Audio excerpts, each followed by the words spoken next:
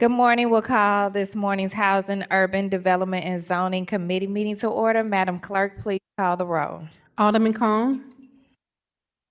Alderwoman Schweitzer. Present. Vice Chair Saunier. Alderman Browning. Present. Alderman Aldridge. Present. Chair Clerk Hubbard. Here. Alderman Cone. Vice Chair Saunier. We have 4 present. We have a quorum. Thank you, quorum being present. I'll accept a motion to approve the minutes from Tuesday, January 14th, 2025, and Wednesday, January 15th, 2025. Second. It was moved by Alderman Aldridge and seconded by Alderwoman Schweitzer. Madam Clerk, please call the roll. Alderman Cone. Alderwoman Schweitzer. Aye. Vice Chair Saunier. Alderman Browning. Alderman Aldridge. Aye. Chair Clerk Hubbard. Aye. Alderman Cone. Vice Chair Saunier. We have 4 aye votes. Thank you. That we've successfully approved the minutes. Now we're going to move in the agenda, which is going to be adjusted a bit here. We're going to start with Alderwoman Spencer. You are recognized on Board Bill 161.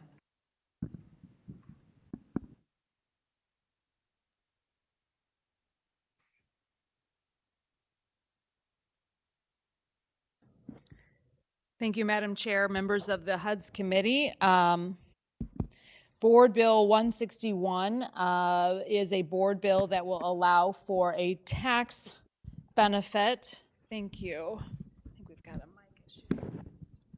Is this better? Madam Chair, members of the HUD's committee, thank you.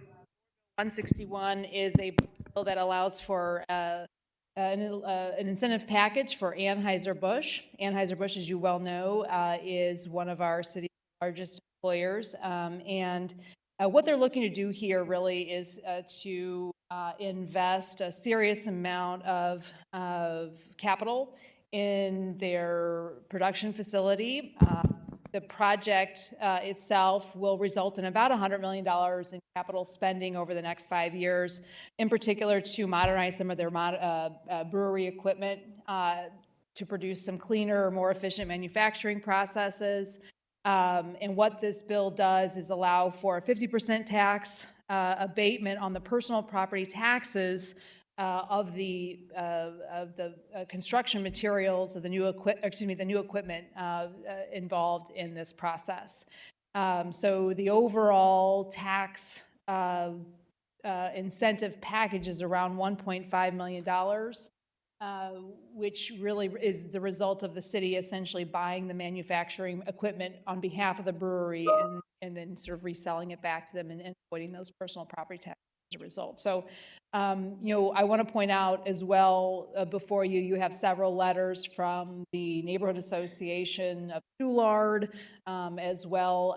I've made sure that the labor community is in favor, and in particular the Teamsters who represent many of the workers at the brewery are in favor of this incentive package. And with that, I do have a couple of folks representing Anheuser-Busch here today. Adam Katzka, who you probably remember from Greater St. Louis Inc., who is now taken over Ted Powers' position with Anheuser-Busch. So Adam, if you want to come up as part of the presentation.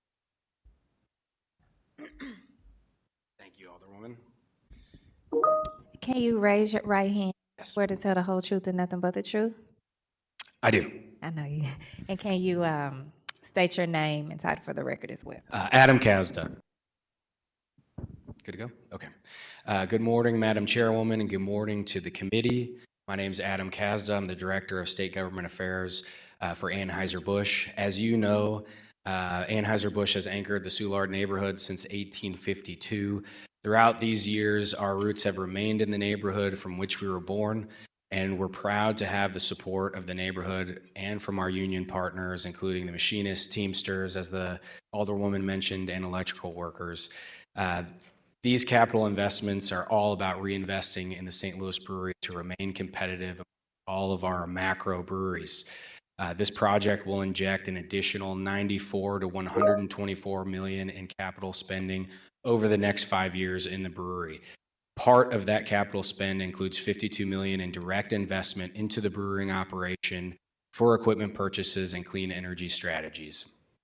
The indirect investment is in energy as a service model, largely around cleaner air and carbon emissions.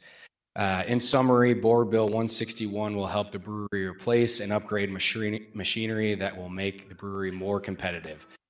Thank you to the committee's consideration, and I'm happy to take any questions you may have. Go through the committee. Alderwoman Spicer, question? Thank you for the information. Can you just go a little deeper into the equipment that will be purchased and what the work is going to do? It's always exciting to have you all here and talk about what you do for the city and for as a company. Sure. Thank you, Alderwoman. Largely, this is capital spending around machinery upgrades, replacement, I think a boiler as well, which costs quite a bit of dollars for us. So anything that makes the brewery, the machinery, that part of the brewing process is upgrading that. Thank you very much. Thank you for being here. Thank you. Alderman Browning?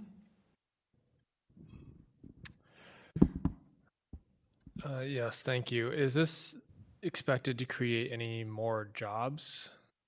There is a job component, retention part of the agreement with SLDC. As I mentioned before, this is really intended to keep the brewery competitive for additional investment down the road. We compete with all of our other macro breweries, and this is part of that puzzle that helps us get more from our internal system so we can make more and more upgrades here.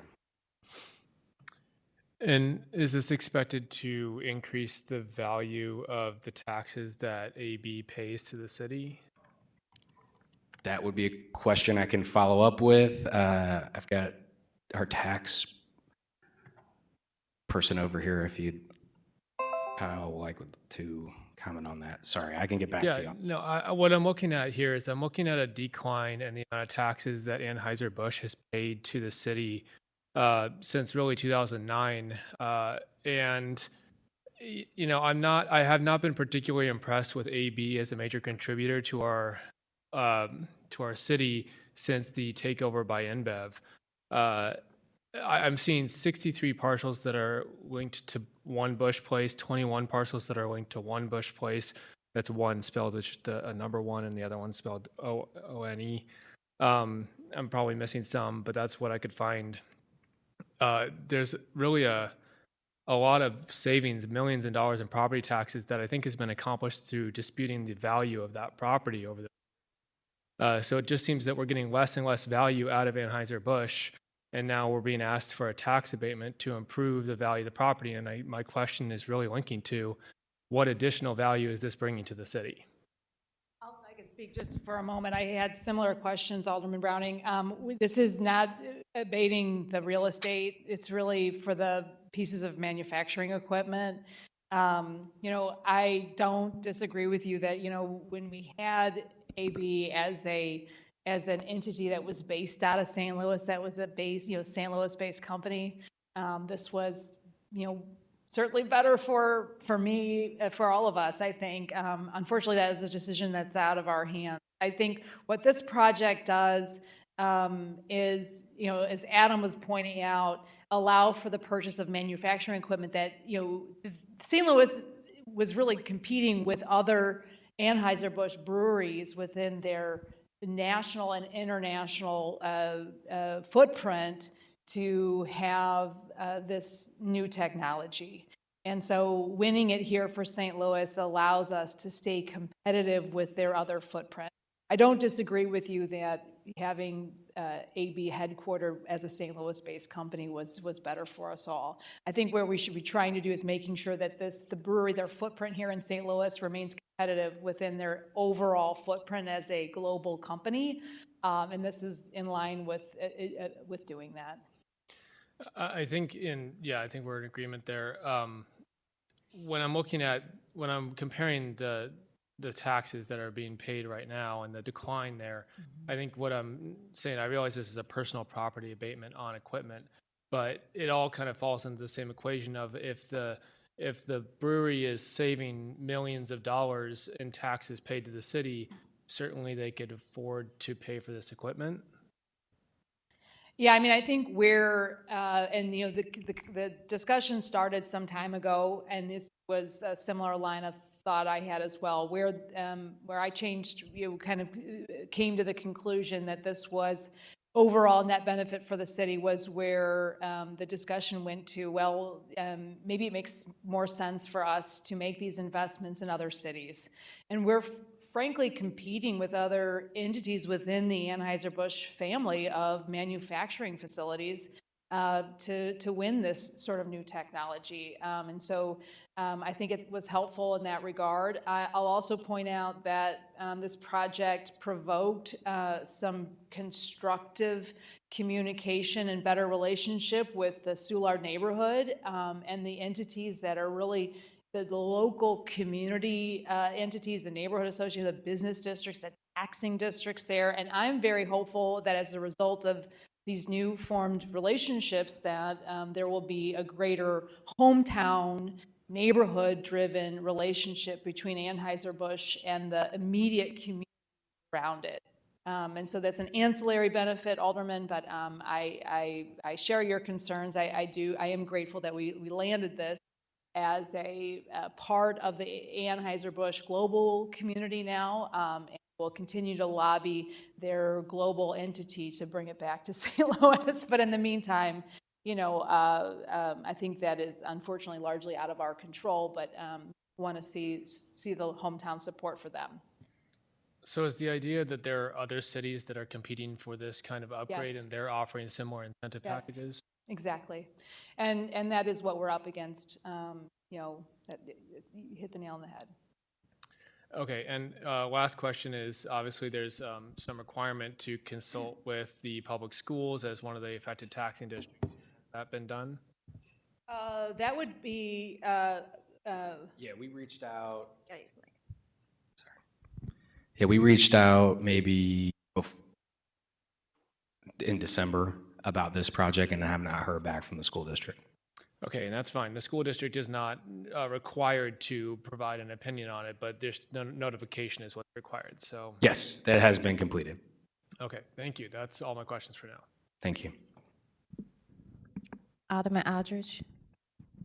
Thank you, Madam Chair, members of the committee. I'll save my questions for SLDC because I know they are they presenting on this? I didn't think so. we have members of SL. Zach, would you mind? Perfect. Good morning, Alderman. This instead did not go through one of SLDC's boards. That's why there's Excuse minimal. me, could you state your name for the record, please? Sorry about that. Zach Wilson with SLDC. This incentive doesn't go through one of SLDC's boards, so this is why there's minimal information from SLDC, but we score on some levels. Say that again, that last part. This is doesn't go through one of SLDC's boards. That's why we have minimal information, but most of the information is provided by the consultants on the project. Okay. Does SLDC have, I guess, a stand on this incentive, or because I know that's in your wheelhouse? So We've been asked to do the compliance on the back end of this, to do job reports. So that's what we'll be doing in the future. okay, but the typical, since it didn't go through your board, the typical scorecard of how this would have scored, we wouldn't have that. And I know it's not in the drive, but There is a packet with a community scorecard that's, I believe, is scored at 36. So it scores above 30. That will allows for up to 10 at 80%. But this incentive package was 10 at 50. okay, that's all I got. Okay.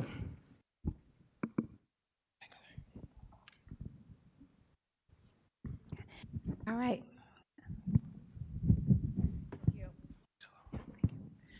Thank you, Madam Chair. And, you know, I want to thank the committee for the thoughtful question. I share concerns. I think anytime we are offering a tax benefit, we should do, it's our responsibility to do our due diligence. It always causes me pause. Again, you know, I think when we're competing on the global scale, on the global level for these types of investments, the city of St. Louis unfortunately it has to give sometimes, and I think this is one of those instances. And with that, I ask for your favorable support on Board Bill 161. We have a public speaker on the bill. Yeah, I was just getting ready to ask that. We have someone online. Oh, okay. We have Mr. Jerry Conley online. Good morning, Mr. Conley. Good morning. Can you see me okay? Yes, sir, we can see you and hear you. Can you raise your right hand, swear to tell the whole truth and nothing but the truth? Yes, I do. Thank you. Please proceed. Okay. Madam Chair, members of the committee, thanks for the opportunity to testify. Gosh, I don't know where to start here. I'll start off with who benefits from this incentive. It's a question I think we should be asking of every project, and Anheuser-Busch Brewery are the direct beneficiary. And the idea that a incentive that's valued at $1.2 million, according to the bill in current dollars, is going to make the difference between them doing this project or not, I think it's quite ridiculous. Did the representative from the brewery say, if we don't get this, we're going to put it somewhere else? I doubt it. According to the Business Journal, a 30-second spot on the Super Bowl ads costs $7 million. If Anheuser-Busch is running 5 or 6 of them, this incentive equates to 6 minutes of advertising time. So without getting into the depth of the scorecard, I clearly think the beneficiary doesn't deserve this incentive. And as a committee, you should not be supporting it.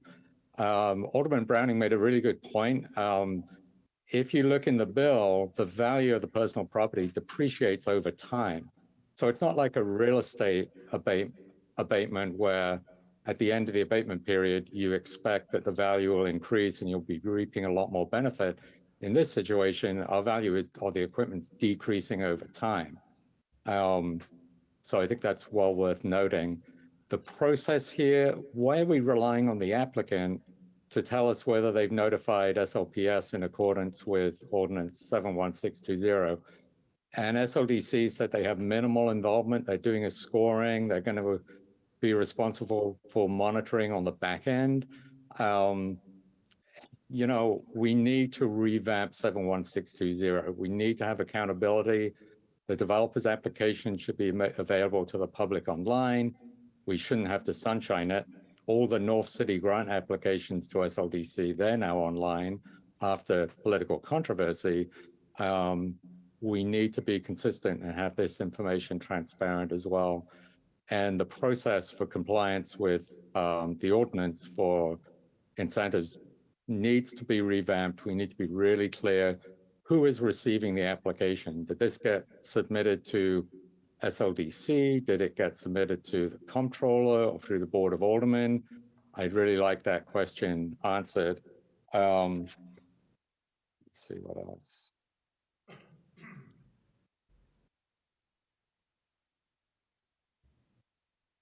Yeah, and also, and this applies to other projects as well. If those, I really feel we should have city representatives speaking first, and given the public only gets information during the hearing that's not disclosed to them before, I think on these bills, they should be deferred. They should have one hearing and then no vote should be taken on the bill until the second hearing. And that way the public has the opportunity to kind of digest the information, do more research, hopefully get some more disclosure before, so they can provide an informed opinion. Thank you. Thank you for your time. I'd be happy to answer any questions if you should have them. Thank you, Mr. Conley. Alderwoman. Thank you, Madam Chair. I'll just respond a little bit. Jerry, I think you bring up a couple of really good points. You know, I think it would be worth considering for the Board of Aldermen to change its sort of overall process to include a couple hearings. I don't think that's a bad idea. I think there's value in considering that in a general sense. I'll also say it is clear that Anheuser-Busch Brewery would be the recipient of the tax incentive here. Again, I think we are competing on the global scale. So I do think it's important that St. Louis remain competitive for these large employers that we do have. We're seeing St. Louis lose a lot of investment by way of businesses leaving, and we're failing in many regards to be the framework for companies to flourish. So having to come to the table to remain competitive on that global scale, I think, is what Board Bill 161 does, at least as it pertains to improving the manufacturing capabilities of Anheuser-Busch. And with that, I close and ask for your favorable support. Alderwoman Spencer, I think Alderman Aldridge had one last. Question for the Alderwoman and then probably for Adam, kind of back on the SLPS thing, but since you're here, Alderwoman, so I see this one goes through this has to go through ENA. Do you know if this bill has already went through ENA for their approval? It was going through ENA. I know, Adam, do you know if it has, this was. Because I know they just met. No, they just met this week, last week, I think. ENA did meet last week. Alderman and I apologize. And I know they meet once a month, so after perfection would be, I guess, next week, which would they have all. So it's, go ahead, I'm sorry. Yeah, that's right. Yeah, you're exactly right. After perfection. So that means you guys are set to be on ENA next month? They already met this month. I think there's going to be a special meeting. Okay. I see Zach getting up. Did you want to add to that, Zach? Mr. Wilson. There is talks about a special meeting for this project for ENA. Okay. Thank you. And then, Adam, to the SLPS question, and I think it's just helpful for us at the board because I know we've done development and there was an ordinance for my time that, like Alderman Browning said, doesn't necessarily require, but is like recommended that folks reach out to SLPS. And I know about an hour ago, I got an email from the Public School Parent Action Committee, which maybe it's not SLPS, but it's part of their committee. Who from SLPS did you reach out to? So did you reach out to like the school board, the superintendent, or? Sure. So SLDC did outreach to the school district initially, and then we followed up with the board chair. And I'm just asking clarification so we can understand who is maybe the right individuals when these development bills come forward to. The cost benefit analysis was sent to the office. Will send? Was sent to the superintendent's office, the cost Okay. benefits analysis. So when you reach out to SLPS, is it just you send the email to the superintendent and that is like saying, hey, we reached out? On our board meetings, board projects, we send the packet directly to the superintendents and the real estate committee so they can have a meeting on those type of projects. Okay. For this project, they sent the packet directly to the superintendent's office. So from SLDC side, basically it's just an email saying, here's the packet of the development. And it's just, hoping that maybe they'll respond back, but they're just saying, hey, here's an update of what we're doing. We send the packet directly to, email. I found email was the best way to know they received it. They've had us called us to a meeting ever so often to discuss the project. I think the one school in Baden, they've had some feedback, and you'll be hearing that from hopefully this week or next week about adjusting the abatement percentages on the project, but we haven't had much feedback from the school board. Okay. Yeah. And just try to make sure I didn't miss, because I don't see the, even though SLDC wasn't involved in the project, you guys did send over a. We try to help out, assist as much as possible to make sure they're aware of what is to comply with to move the board bill forward. So. Okay. So that's why they reached out to the school board. They provide the cost benefits analysis. They also contact the unions. They also contact the neighborhood groups. So. Gotcha. And then you say on the back end, you guys will be doing the work to make sure that it'll comply with. There's clawbacks if they don't comply with the ordinance. We can take away or fine them for it. So. Okay. Thank you.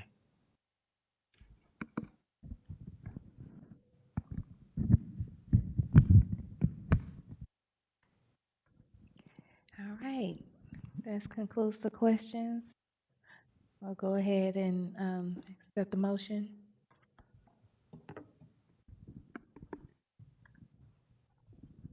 I move to approve Board Bill 161 with the due pass recommendation. It's moved by Alderwoman Schweitzer and seconded by Aldridge. Madam Clerk, please call the roll. Alderman Cone. Alderwoman Schweitzer. Aye. Vice Chair Saunier. Alderman Browning. Alderman Aldridge. Aye. Chair Clerk Hubbard. Aye. Alderman Cone. Vice Chair Saunier. Alderman Browning. Present. We have 3 aye votes, 1 present vote. All right, with that, you successfully passed out Board Bill 161 with a due pass recommendation.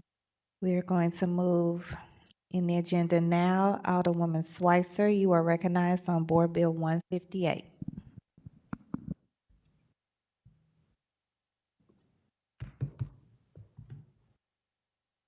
Thank you, Chairwoman Hubbard and Clerk Hubbard and members of the committee. Board Bill number 158 is the approval of a removal of a parcel of property from a Cherokee-Lemp Commons Community Improvement District, and that is as provided by state law. This is the result of a potential sale of that parcel of land, and the new prospective owner is not interested in participating in the CID, and the members of the CID voted that they are fine with that. So this is the legislation needed to move that forward. Here representing the CID is Attorney Scott Riley, if he'd be able to speak on the bill now. Thank you for being here, Mr. Riley. Morning, Mr. Riley. Can you raise your right hand? Swear to tell the whole truth and nothing but the truth? I do. Thank you. Please proceed. As Alderwoman Schweitzer said, my name's Scott Riley. I'm the legal representative of Cherokee-Lemp Commons CID. Just a little background, this CID was formed in 2013. It's generally coextensive with the old Cherokee-Lemp Coke facility in South St. Louis. Through efforts of lots of people, that area was cleaned up from an environmental standpoint, and there was some development done. It's now called the River City Business Park. The parcel that's being proposed to be removed to the CID is kind of adjacent to the business park. It's not part of the development. The CID got a request from the property owner to remove this triangular parcel from the CID. Under state law, we did an evaluation, and it was determined that this parcel could be removed with no negative impact to the CID. As Alderwoman Schweitzer said, the process then was to move forward and ask the Board of Aldermen to approve a board bill that just removed that property. Thank you so much. Did you have any additional speakers on this, Alderwoman Schweitzer? Thank you, Chairwoman Clark Hubbard. I do have a speaker for Board Bill number 159 who will give presentation. He is the represents the prospective buyer of that parcel, but it feels more appropriate talking about the removal from the TIF, so I'll have him speak then. But he is here and available if there are questions about the CID portion of this project. All right. We'll start with questions. Alderman Browning. No questions. Thank you. Alderman Aldridge. No questions. Appreciate you sending this information out ahead of the committee so that we was able to digest it and understand how both of these bills work together to be able to get those taken care of. So appreciate your due diligence, Alderwoman. Thank you. Absolutely. I echo that appreciation. Did Alderman Cone join us, Madam Clerk, online? I want to make sure I'm not skipping him. He has not joined yet. Okay. All right. Well, with that, you're welcome to close. Thank you. I don't believe there's any public comment. We do have one person online, Mr. Oh. Conley. Okay. What's the name for the person online? Oh, Mr. Conley. All right. He's good for the meeting. We swore him in. You may proceed, Mr. Conley. Thank you. Madam Chair, members of the committee, I'm testifying on this not for or against the bill, but I wanted to register my objection to the fact that this bill and the next one regarding the CID, neither of them were on the agenda, on the website agenda prior to this morning. I believe the update was made sometime 10:30 is the most recent, 10:37 is the most recent change. So I'd request that you table this and take out, continue the hearing at a later date because improper notification. The city's, there's an executive order and also an ordinance that stipulates that the meetings has to be posted 24 hours in advance. Now I hear there's information that was circulated to the members, which I believe isn't in the board bill. And again, if the public's going to testify on it, we should be privy to that same information. So those are the comments that I have, and I urge you to table this and take it up at a future meeting with proper notification. Thank you. You're welcome to respond, Alderman Schweitzer. Thank you. It is my understanding that the notice was posted online, so it is up to me now to make sure that that is the case. I don't want to have any issues with that. So if we could return to this bill later in the agenda, Madam Chair, I would appreciate that. Absolutely. Okay. Alderwoman Schweitzer will allow for that time and move forward in the agenda and recognize Alderwoman Spencer for Board Bill 152.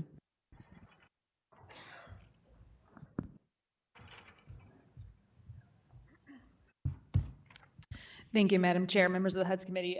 Board Bill 152 is the expansion of the Soulard Community Improvement District. The Soulard Community Improvement District is a special taxing district in Soulard. There are about 520 parcels in the existing CID, and this board bill will allow for the expansion of an additional 500 parcels. I want to point out that the Soulard neighborhood, the taxing district, many of the members of the folks involved in that process are here today. They did an enormous amount of work over this past summer, getting petitions, getting those signatures required to expand their taxing district. They have done some truly phenomenal work in the Soulard neighborhood with the funds that they're collecting on their taxing district, including over 50, I think over 100, will be soon over 100 speed bumps in the Soulard neighborhood, putting in signage. They're also using tax dollars right now to put in a bathroom in one of the parks for members of the unhoused community. So they're really doing a tremendous amount of work in the Soulard neighborhood, benefiting all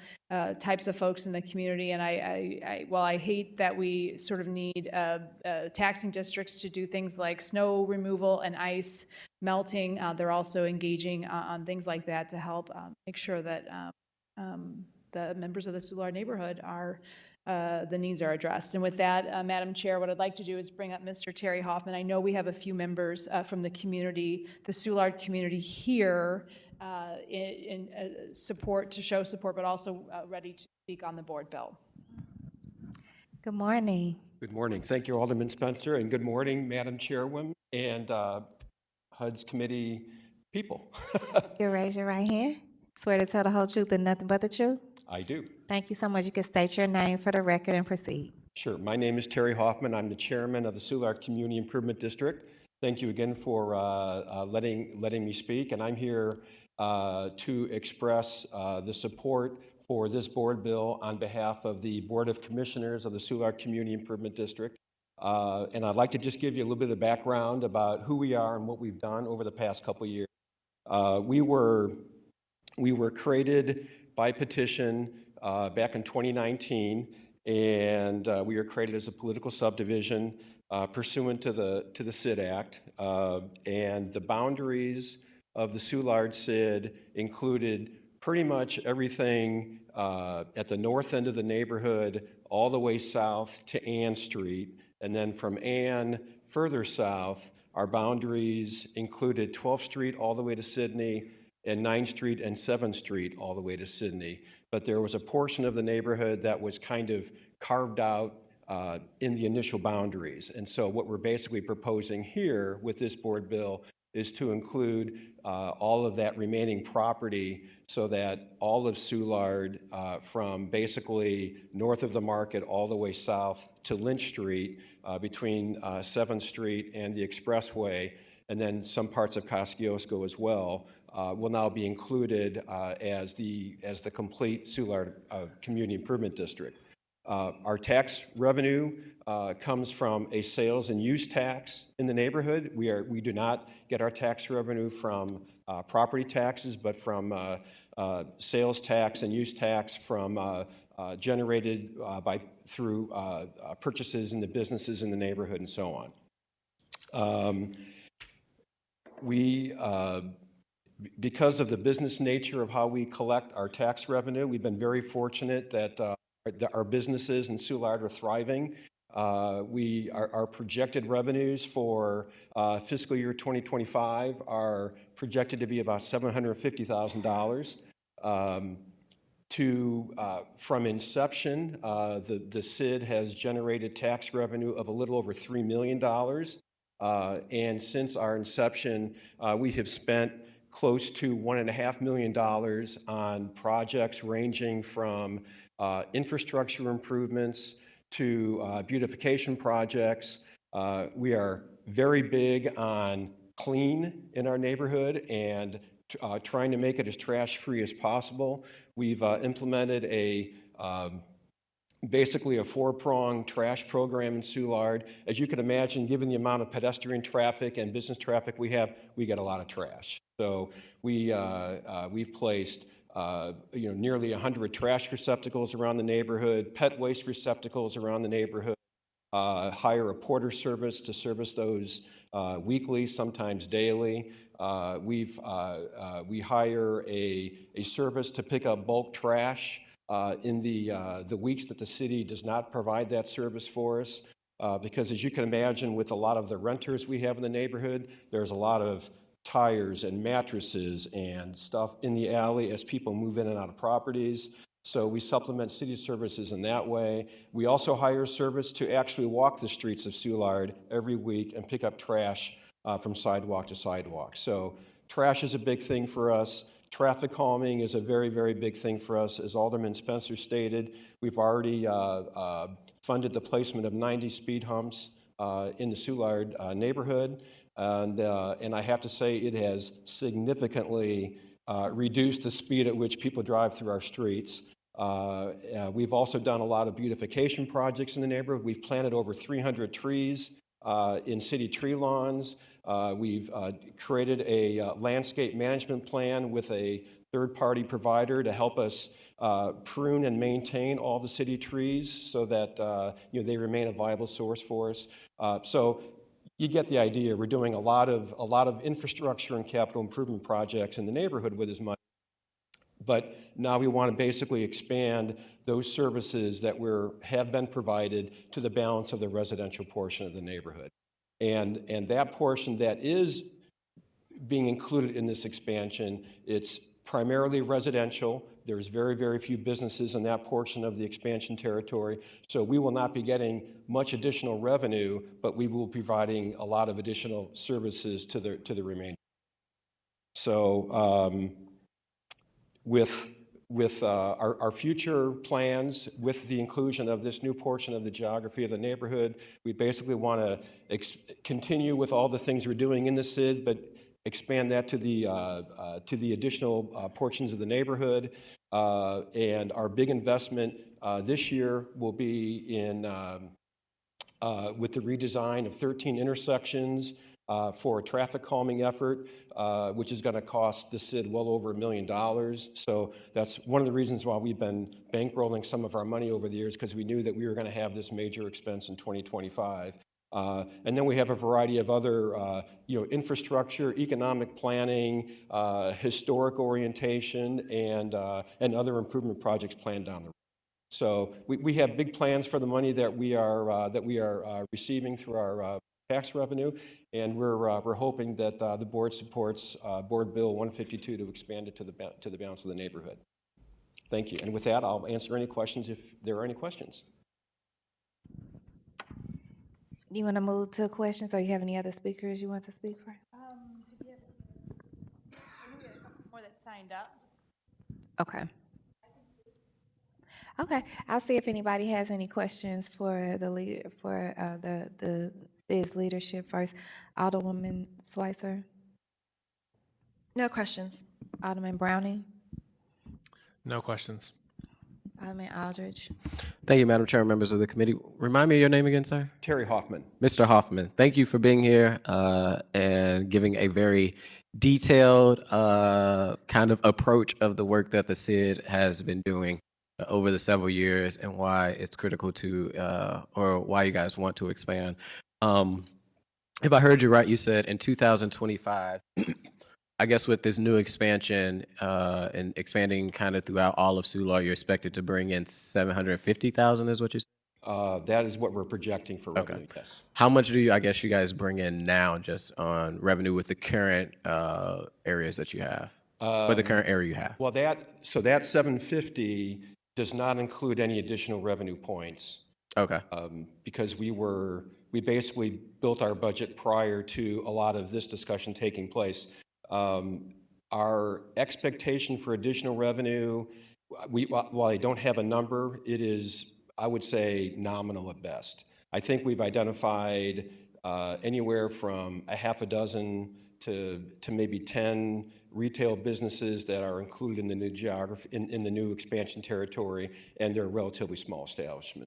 So we don't expect a big upsurge in revenue from the expansion. If I may, Terry, it may not be immediately clear, but really, the point of this, when they're bringing in all this revenue from the businesses that exist in Soulard, they're only allowed to spend those funds within the district. And so a chunk of Soulard is left out, even though they're part of the overall Soulard taxing, the Soulard sort of entertainment neighborhood. So the expansion really allows for the existing revenue to be spent beyond the existing boundaries and to essentially be more equitable across Soulard. Thank you. Thank you for that clarification, Alderwoman Spencer and Mr. Terry. Just was curious, and I just want to say thank you, and thank you to all of, if there wasn't a nickname for Soulard, Soulardians, I just made that up. Pretty close. For just the work in the CID that you guys do. I know the board this year, we created a special committee to just look at, there's a lot of CIDs throughout the city, a lot of TIFs, a lot of TDDs, all these different kind of entities, but it's always refreshing to hear how CIDs can be helpful and beneficial to the neighborhood. Reality is, city government is slow. And we all want our city to thrive. We all want to make sure that we have safe streets and beautiful neighborhoods. And when sometimes when government is moving slow and residents can come together and use these tools in the box that we have like CIDs to say, hey, we're not going to wait, but we also understand that while the city is working on projects, we also as a community will step up and do our part, I think is a beautiful thing to see, seeing the speed humps and the traffic calmings. The question is, should residents be doing that? Who knows? Or we could debate that. But I think the fact that you guys are working together as a community, not only to benefit Soulard, but knowing that this benefit will have a greater impact on the city is beautiful to see when community and government can, kind of all come together to use the resource that we have to make our neighborhoods better. So thank you for your leadership, Mr. Terry, and thank you all Soulardians that are here today. Thank you very much. Got to get a T-shirt made. I just also want to commend you for your presentation, your work, your commitment, understanding the value in these special taxing districts. I know we have to defend them down here sometimes, but here you gave us some good content to be able to defend them. That public-private partnership is unmatched, and the way you all are using it clearly, where you can see the tangible results out of it. I think it's something to brag about. So you should absolutely be proud of that, and the Soulardians should be proud of that as well. So thank you for being here. We're very proud of what we've been able to accomplish, and we want to accomplish a lot more. So this will help us get there. Thank you very much. Thank you. Madam Clerk, is there anyone that's here to speak on this? Has everyone signed in? No more? You still can speak if you want to. You can speak. We just need you to sign the sign-in sheet. Our first speaker is Nancy Lambert. Okay. Good morning, Ms. Lambert. Good morning. You can raise your right hand, swear to tell the whole truth and nothing but the truth. Yes, I do. Please proceed. Okay, my name is Nancy Lambert. I live at 2625 South 11th Street, which our home is not currently in the CID. It will be in the expansion zone, however, in those boundaries. So as a person who does not live within the current CID, we are really asking for all of your support in this bill to expand our Soulard CID so that we can all enjoy the wonderful benefits that the CID works so hard to provide for us. Thank you. Our next speaker is Jim Dallas. Good morning, Mr. Dallas. You can raise your right hand, swear to tell the whole truth and nothing but the truth. Yes, I will. Please proceed. Thank you. Thank you for having me here today. I am currently a CID resident. My house, our residence is in the CID. I am also a past president of the neighborhood organization, the Soulard Restoration Group, and I have long since seen the value of putting the entire neighborhood down to Lynch Street in the CID. So I am here to speak in support of the CID. Thank you. Our next speaker is online, Elkin Kistner. Okay. I'm here to speak on 152, Okay. the Cherokee matter. Okay, that's next. 1 second. Thank you. Andrea Dallas.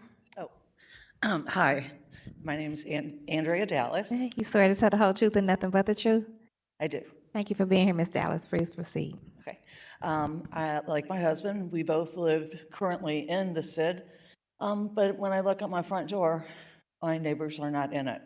And we think it has a huge impact on them to not be able to receive the same services that we have, and just out of fairness.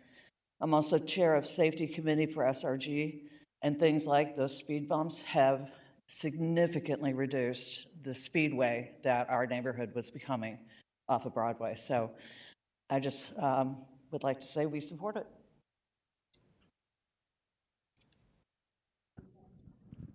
We have Daniela. I'm sorry, Danielle. Good morning, Danielle. You can raise your right hand, swear to tell the whole truth and nothing but the truth. I do. Thank you. Please proceed. I am absolutely enthusiastically in support of this because I also live in an area that is not in the CID, although I'm in very close proximity to, paying the tax to these businesses, and I do also enthusiastically because this money is being used very well. I just wanted to point out two things. One, if you look at the established Soulard neighborhood map and then what is not in the CID, it's a pretty odd bit of gerrymandering. So we are absolutely in close proximity to the businesses that also generate this foot traffic and vehicle traffic. So then we're also subject to vandalism and street crime from that. So we would love to be under the protection, of this district, because there's, I think talk of cameras, but we have a few committees, and I don't want to bleed things together, but enthusiastically support. And it's, to me, a no-brainer when you look at the map. We all want to be there. Thank you. Alderwoman for being responsive in our neighborhood and responsive to your email. You're doing a great job. Thank you so much. Alderwoman Spencer, for clarity, the person online said they were speaking on 152. Mr. Kistner is speaking, he did say 152, but I believe that he means 150 is what I believe he's here to speak about, considering the email he sent me earlier today. Okay, we just wanted to clarify that. All right. So is that? Yeah, just again, I want to really commend Soulard neighborhood. I think, you know, the folks that are involved in the taxing district here are not paid. The amount of work that they do is just phenomenal. And wanting to expand the services beyond the footprint to include the entire neighborhood is just such an added benefit to the entire neighborhood of Soulard. You know, we've talked a lot about a lot of different things down here at the board. You know, the taxing districts are not an ideal way of providing services. We know that, but given that Soulard has just an enormous amount of foot traffic and other things, and the way they're shepherding these dollars is a way that I think we can all be proud of. All With right. that, I ask for your favorable consideration of Board Bill 152. All right. With that, I'll accept the motion for Board Bill 152. Madam Clerk, can you please add me as a co-sponsor? And I'd like to make a motion that we pass Board Bill 152 with a due pass recommendation. Second. All right. It was moved by Alderman Aldridge, seconded by Alderman Browning. Passed with a due pass recommendation. Madam Clerk, please call the roll. Alderman Cone. Alderwoman Schweitzer. Aye. Vice Chair Saunier. Alderman Browning. Aye. Alderman Aldridge. Aye. Chair Clark Hubbard. Aye. 4 aye votes. All right. That you successfully passed out Board Bill 152 with a due pass recommendation.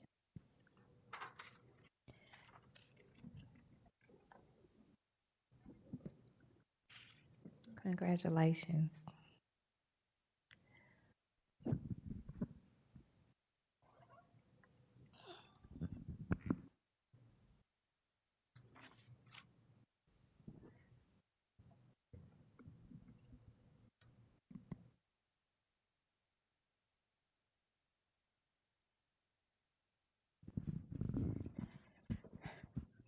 All right, Alderwoman Spencer, you are recognized on Board Bill 150.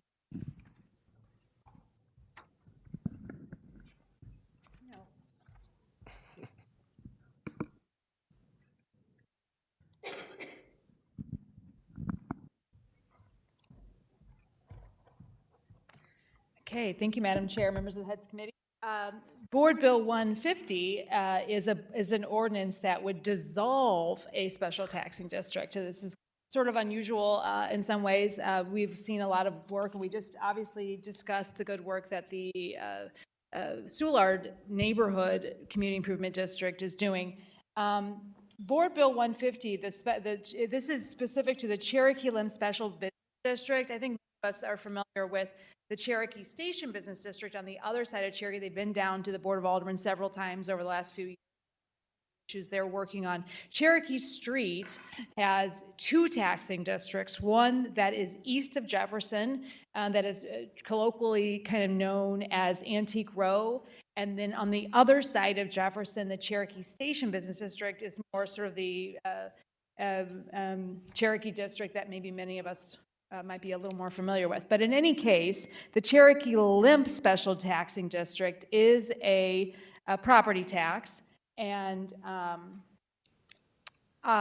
it was brought to my attention. The reason why we're considering the dissolution of this business district is twofold. One, the district itself petitioned to dissolve. Simultaneously, and ironically given the timing, I was contacted by our legal counsel about this business district, as the city has received a lot of discussion about making sure taxing districts are compliant with state and local laws. There has been some auditing done on the part of our comptroller's office and some of the legal entities within government, which is a very good thing. I think we are all aware of the audits of the special taxing districts that have gone awry, that haven't been in compliance, that have not, that have failed to adhere to the oversight that is required when the city of St. Louis, when a municipal government is involved in collecting taxes and giving them to a special taxing district to distribute. So 2 things happened simultaneously. One, I was made aware by our counsel that there were concerns about a lack of compliance of the taxing district. And number two, the taxing district itself came to me with concerns and wanted to dissolve. As a representative of this district, I have been on the Board of Aldermen for 10 years now, okay, almost 10 years. And I primarily and exclusively represented the other taxing district on the other side of the street until last year when we redistricted and I was put over the 8th Ward. I want to say these two districts function very differently. This district has had a lot of disagreement over many years and has, as you can see, as you will see, there is a disagreement about what should happen here. But what is clear to me is that this district is not getting along. They are not in agreement on how to function daily, and they're not in agreement on how to proceed given the current state of affairs, okay? I am not a mediator. I am an alderperson. It is my, I do not believe that the alderperson should be trying to mediate taxing districts. If a taxing district cannot perform and cannot adhere to compliance, then I do not believe they should exist. And therefore, given that the district itself petitioned me to dissolve itself, I believe being in charge of tax dollars is an awesome responsibility, and a responsibility that we all need to take very seriously and very carefully. And when it's not done to the standards of the law, then we should be willing and ready to dissolve those taxing districts. And so for that reason, I am proposing through Board Bill 150 that we consider the dissolution of the existing taxing. Madam Chair, I believe there are speakers that I would like to hear from them all, starting with the district itself, the representatives of the Cherokee-Lemp District. All righty. Has everyone that's come to speak on this all signed up on the sign-in sheet? Okay, I'm gonna do you all at one time so we can keep the flow going with the speakers and you on I have Board one Bill. on mine. I just moved them over. Okay, on Board Bill. So we'll start with the ones here present. Everyone raise your right hand. That's gonna speak. Swear to tell the whole truth and nothing but the truth. Thank you so much. So when you come up, the Madam Clerk is gonna call your name. You can come up, speak your name again once for the record, and then you may proceed. You have 3 minutes. Thank you. Madam Chair, just if you don't mind, because I was petitioned by the members of the board itself, I'd like to start with them to answer questions on the front end of this. I believe, Sashi, would you be the representative just to be respectful of the petition itself? Thank you. Okay, and then probably let the clerk know how to move on the list then. However, the clerk sees fit, kind of go through both sides so that everybody gets an opportunity.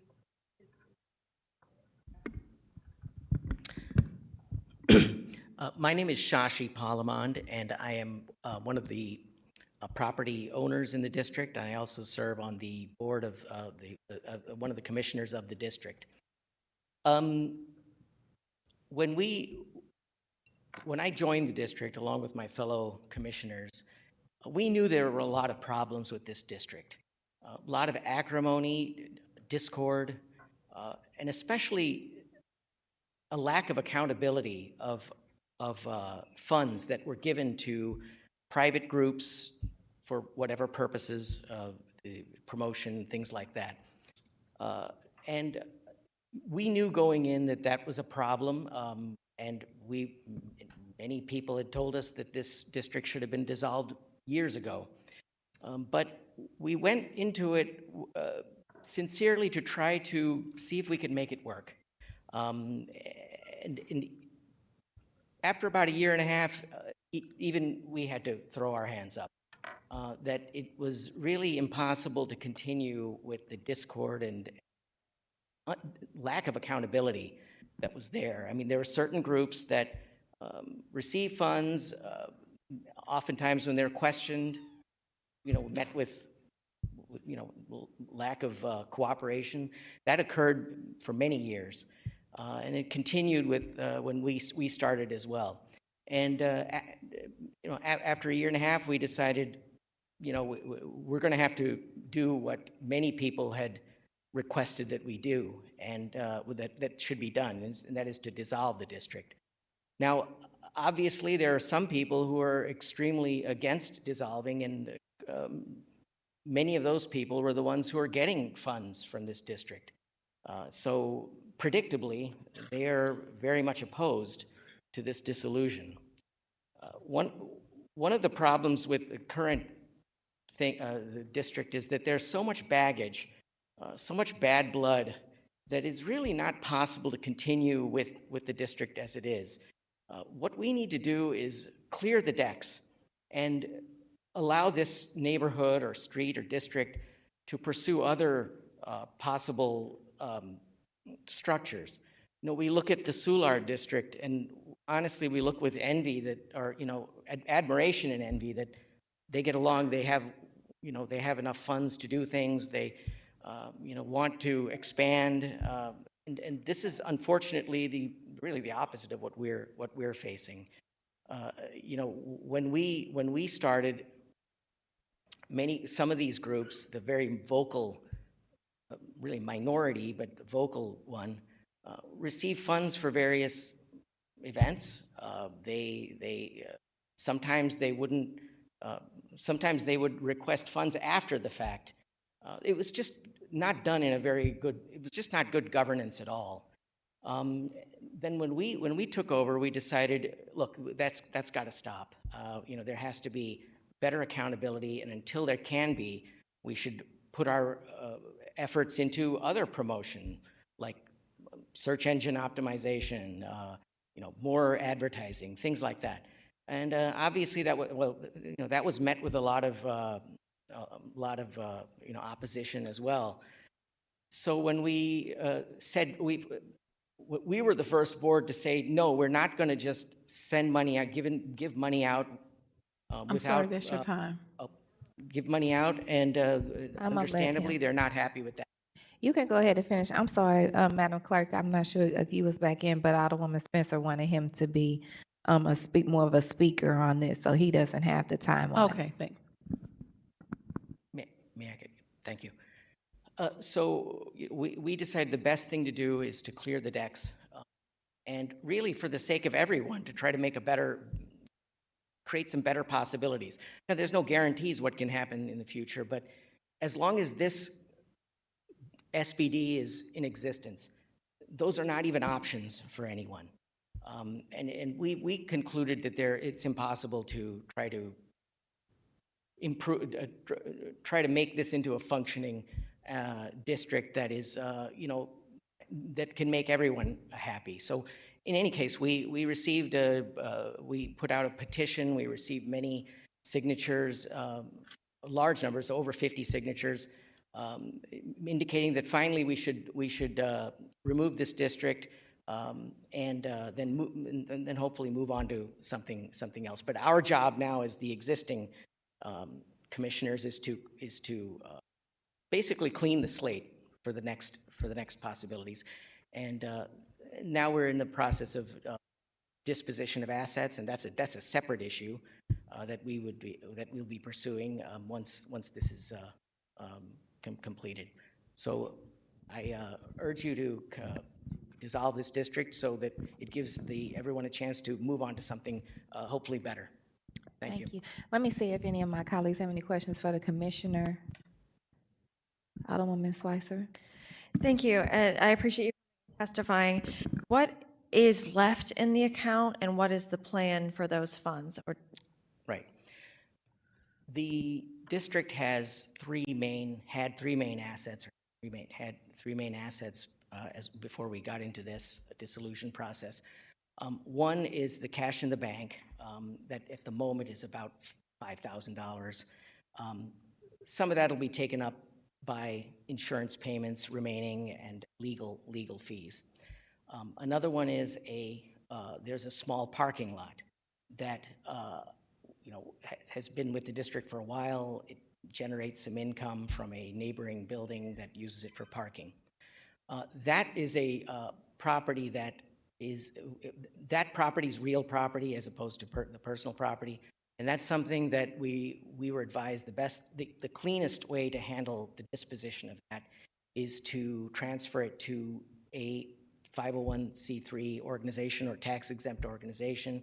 We are tax exempt, obviously, and so that would be the easiest way to do it.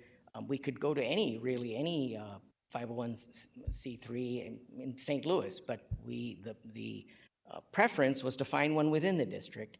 And one possibility was the tenant of the parking. That's a church. They're a tax exempt entity. That was one option, but we decided that would be. We didn't want to do we wanted a secular option or non-sectarian type of an option. During our last board meeting, we proposed the transfer of the property to the Demonil Mansion, which is a long-standing 501c3. They're well organized and very well established. That was one that and it's within the district and something that is a property that is good for the neighborhood to maintain. At the meeting, we were given the option of one of the private organizations here. I believe many of them are going to speak today. They indicated they were not a charity, but they could probably form one. But we considered that. However, even if a new 501c3 were created, we weighed that against a well-established 501c3, the Demonil Mansion, who has managed property for a long time. And on balance, we felt that was still the best decision. So we voted on this. I am a board member of the Demonil Mansion. I recused myself from that vote. We voted to transfer it to the Demonil Foundation. Now, the third asset is probably the most valuable asset of all, which are the signposts, and it sounds rather mundane, but these are the banner, the post, the tall post, the banner, the four banners. There's about 25, 26 of them in the district. And this is a very valuable asset. Just alone, it could be worth $75,000 to $100,000. Each one of those costs $3,000 to $4,000 to put in. In any case, this is one that we were willing to talk about with the group that I believe is opposing this dissolution. We wanted to talk to them about it at the meeting. We presented that here's a donation form. They would get back to us as to what they were interested in, and we were willing to work with them to do that. In the intervening period, we've been mostly, I guess you could say, treated with some hostility by that group. We want to work with them, but very hard. I don't know if the best negotiating method is to be hostile. But regardless of that, we're still willing to discuss that. But now we are here today really to discuss dissolution. Disposition of the assets is a different matter. But again, we are willing to discuss that. But as far as dissolution is concerned, we voted on that, and we would like to see that completed. Yeah. Thank you. Alderman Browning? No questions, thank you. Alderman Aldridge? Thank you, Madam Chair, members of the committee. Just so I'm following everything, you are the commissioner of the Cherokee-Lemp Special Business District? Yes. And there's another district that is within that, or is it close to? No, we are a separate. There is a district close by, which is a different type of organization, CID.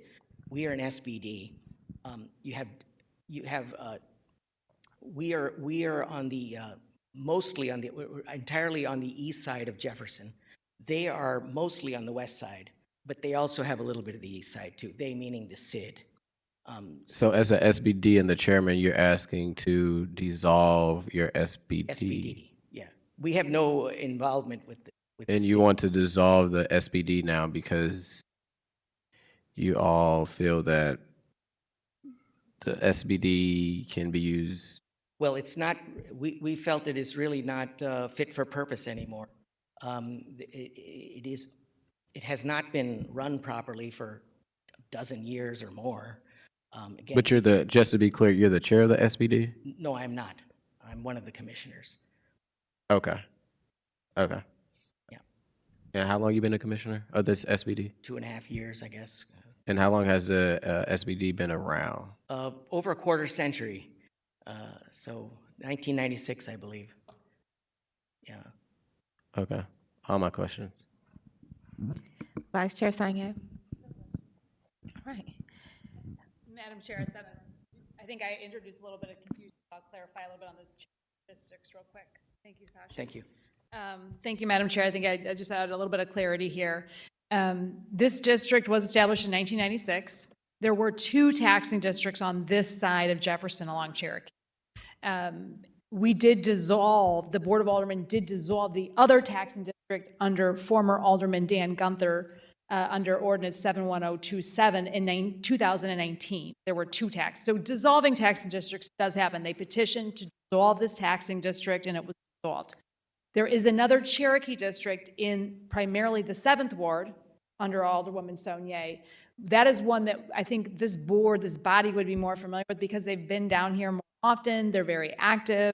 They have a large amount of revenue. They have staff and they put on events and that sort of thing.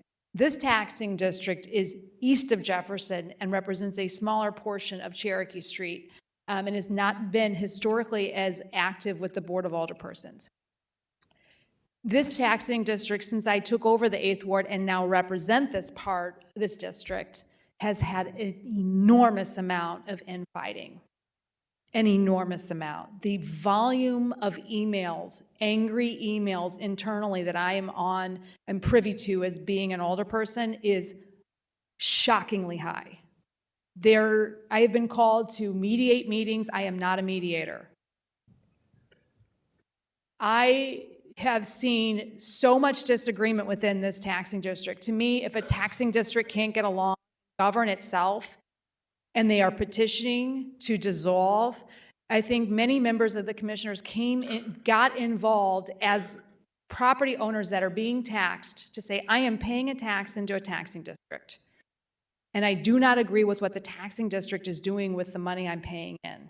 Therefore, I'm going to become a commissioner and try to be part of the solution and realizing that there is so much infighting and so much disagreement that they cannot move forward. It's disheartening because just taxing districts, this is the government's opportunity to tax property owners in this case, and then give those tax dollars to that quasi-governmental entity outside of city government to govern themselves. In order to do that lawfully, they have to be in compliance. As was pointed out to me summer of last year, this taxing district is not in compliance. Despite the commissioner's attempt to become in compliance, there's so much disagreement within it.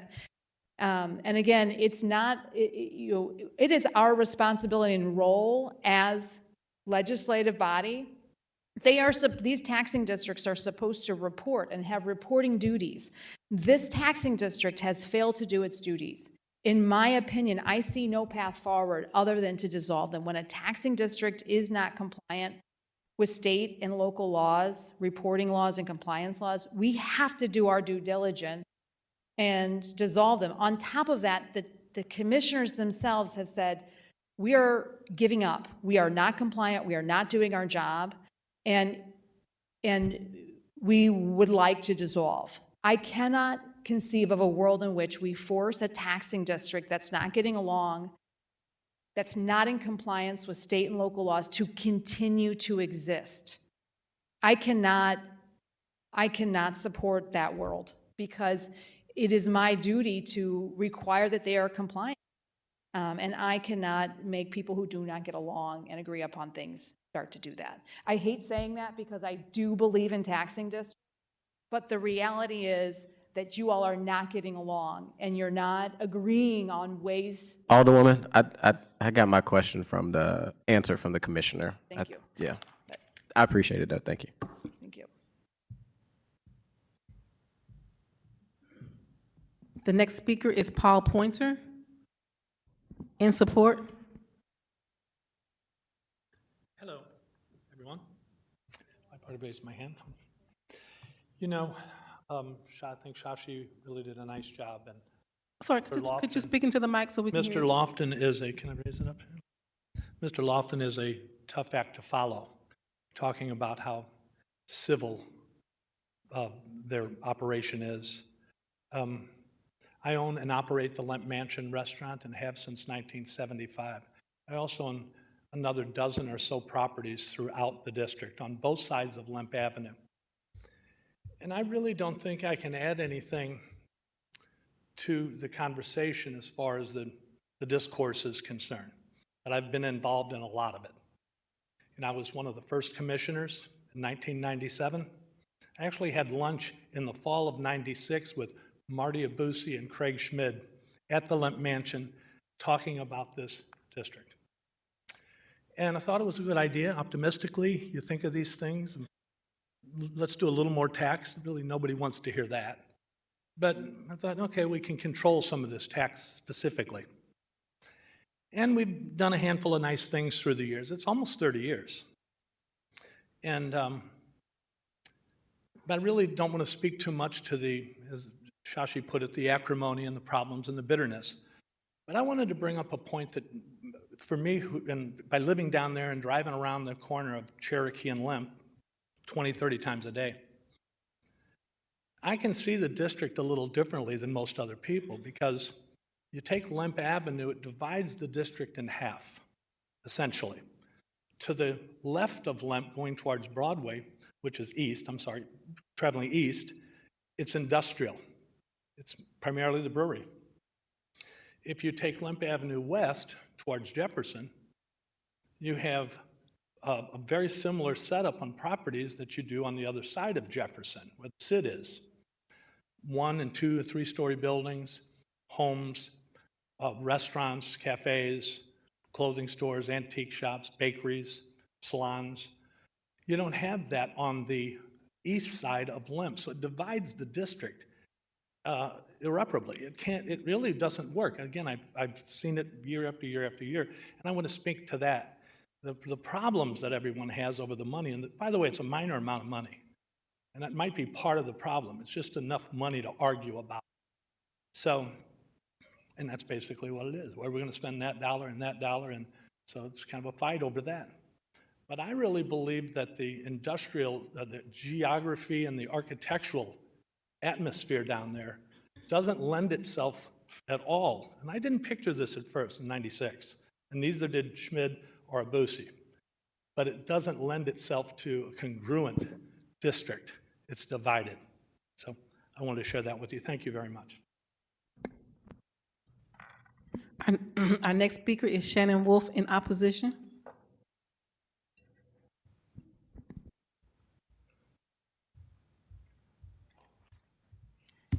Hello, my name is Shannon Wolf. I live in the 8th Ward. I work and own property. And this is where the big problem comes in, is that, first off, you have to excuse me whenever I say, Cara Spencer, you do not represent our ward because I have never met you.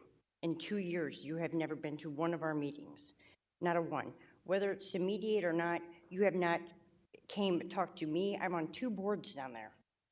I'm the vice president of the Cherokee Antique Road Merchants Association, and I'm on the Cherokee Preservation Society.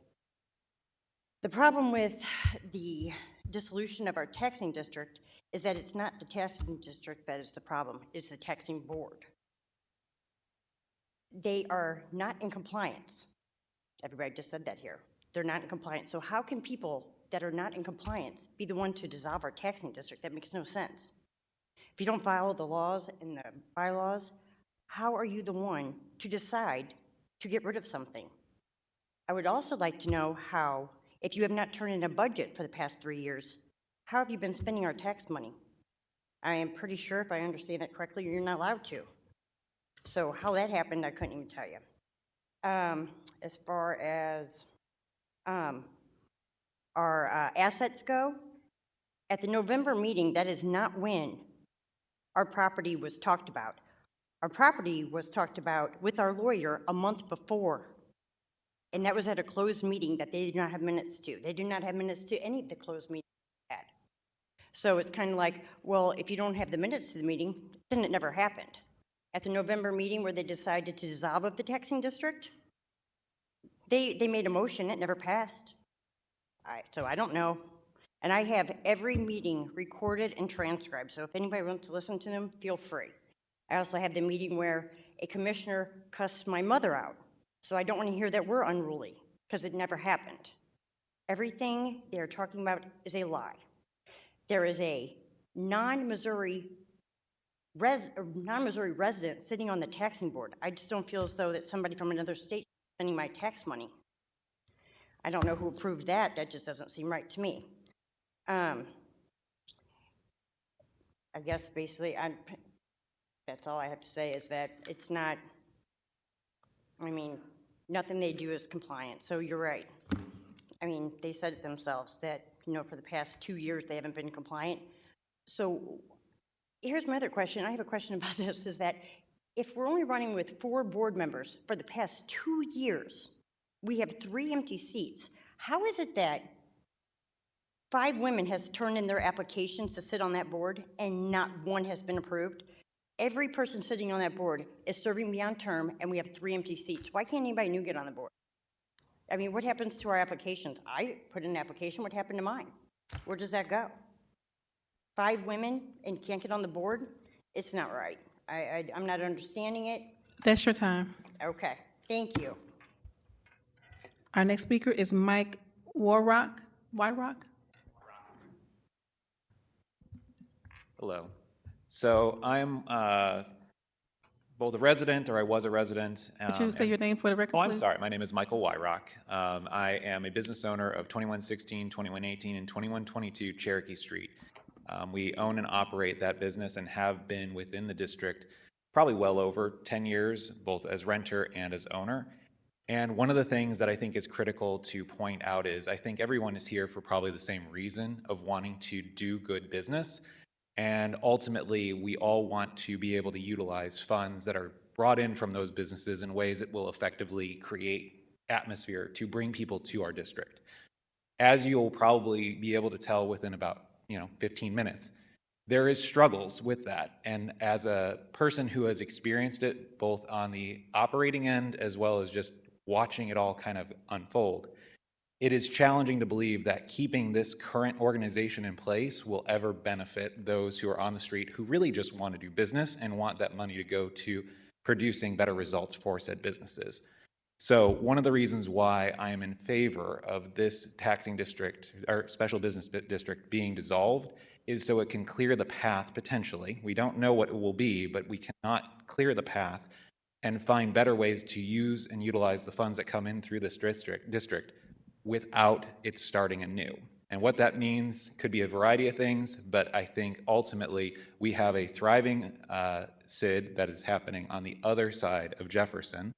And we have obviously Soulard's community district, which I have heard of before this meeting, doing a lot of things to help benefit that community.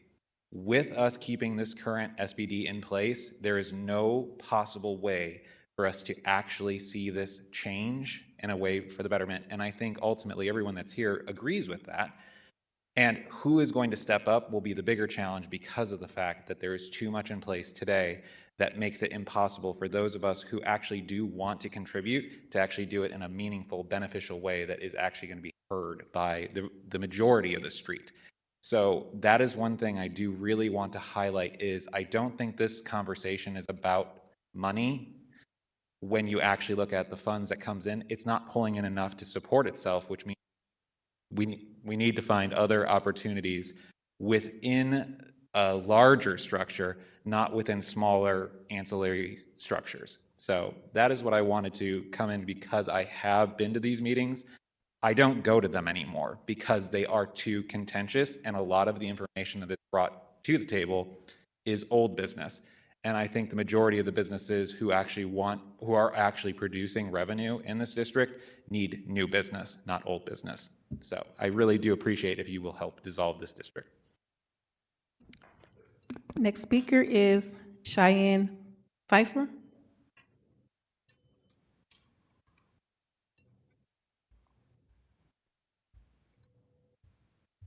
Good afternoon, Cheyenne Pfeiffer of the 8th Ward. I'm a longtime business owner on Cherokee Street. I've been proudly part of this community for over 20 years. I'm here today in defense of the Cherokee-Lemp Special Business District and its significant contributions to our neighborhood. The district generates around $20,000 annually through a levied graduated business license and through a modest tax on assessed commercial property value. Despite having one of the lowest tax rates in the city, the district has a tremendous impact on reinvesting these funds back into the neighborhood. The money goes directly into repairs, improvements, and maintenance of the public space, which keeps our property safer and more attractive and marketable. Without this funding, our community would be forced to rely more on local government funding that is insufficient for the growing needs of our neighborhood. The Cherokee-Lemp Special Business District provides more than just infrastructure support. It provides a sense of community. It ensures that all the property and business owners are invested in its success, which helps to maintain the unique charm and vitality of our area. Small business owners within this district, many of whom are local entrepreneurs, have a lot to lose if this district is dissolved. One of the privileges of being part of this district is the collective ability to advertise together, something that many of us could never do on our own. The district helps fund brochures that are distributed to local hotels and rest stops, both near and far away. We are featured in publications like the Ware Magazine and Explore St. Louis. These advertising methods have brought new visitors and customers to our shops, enriching both businesses and the wider community. The district has also funded vital assets such as black metal benches, these decorative trash cans, iron gates, branded poles, and bright safety lighting throughout the area. These are not just aesthetic improvements. They are essential elements that make the district more welcoming and attractive. The tax revenue from the district helps maintain these assets, ensuring they remain a source of pride for all who visit. Additionally, events like the Cookie Spree and the Cherokee Caravan have become staples of our community, drawing thousands to our district each year. These events, along with the historical plaques on our history walks, are made possible through the support of the Special Business District. Besides our Board of Commissioners that our community is opposed, I've seen little evidence that our community is opposed to this besides our Board of Commissioners. The real issue lies with a handful of commissioners on the board who are failing to follow the established rules, offering no transparency, and acting in ways that seem to benefit only themselves. A particularly troubling example is— That's your time. Oh, is it? If you could finish up your comments. The troubling part is the property that they want to give away at 1907 Cherokee Street. A lot we've maintained and used for decades. This property has been generated income for the district over the past 2 years. We have a big conflict of interest because one of the commissioners that sits on our board also sits on the board that they want to give the property to at the Demon Hill Mansion. So that's really not cool, that conflict of interest. Because first of all, they're not complying, the Board of Commissioners are, and now they want to give Ms. away Pfeiffer, that's your property. time. Okay. Our next speaker is Dr. Mark Farley.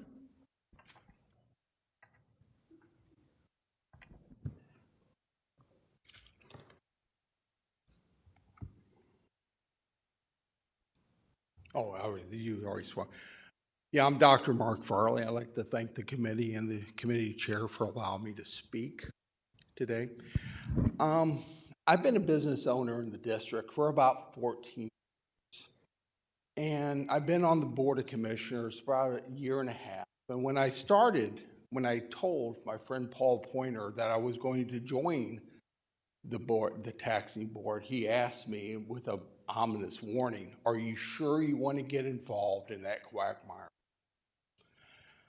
I have attended meetings for years as a business owner and as a commissioner, and I have seen a steady decline in community involvement in our meetings. Our meetings usually turn out to be very Jerry Springer-ish, to give a turn.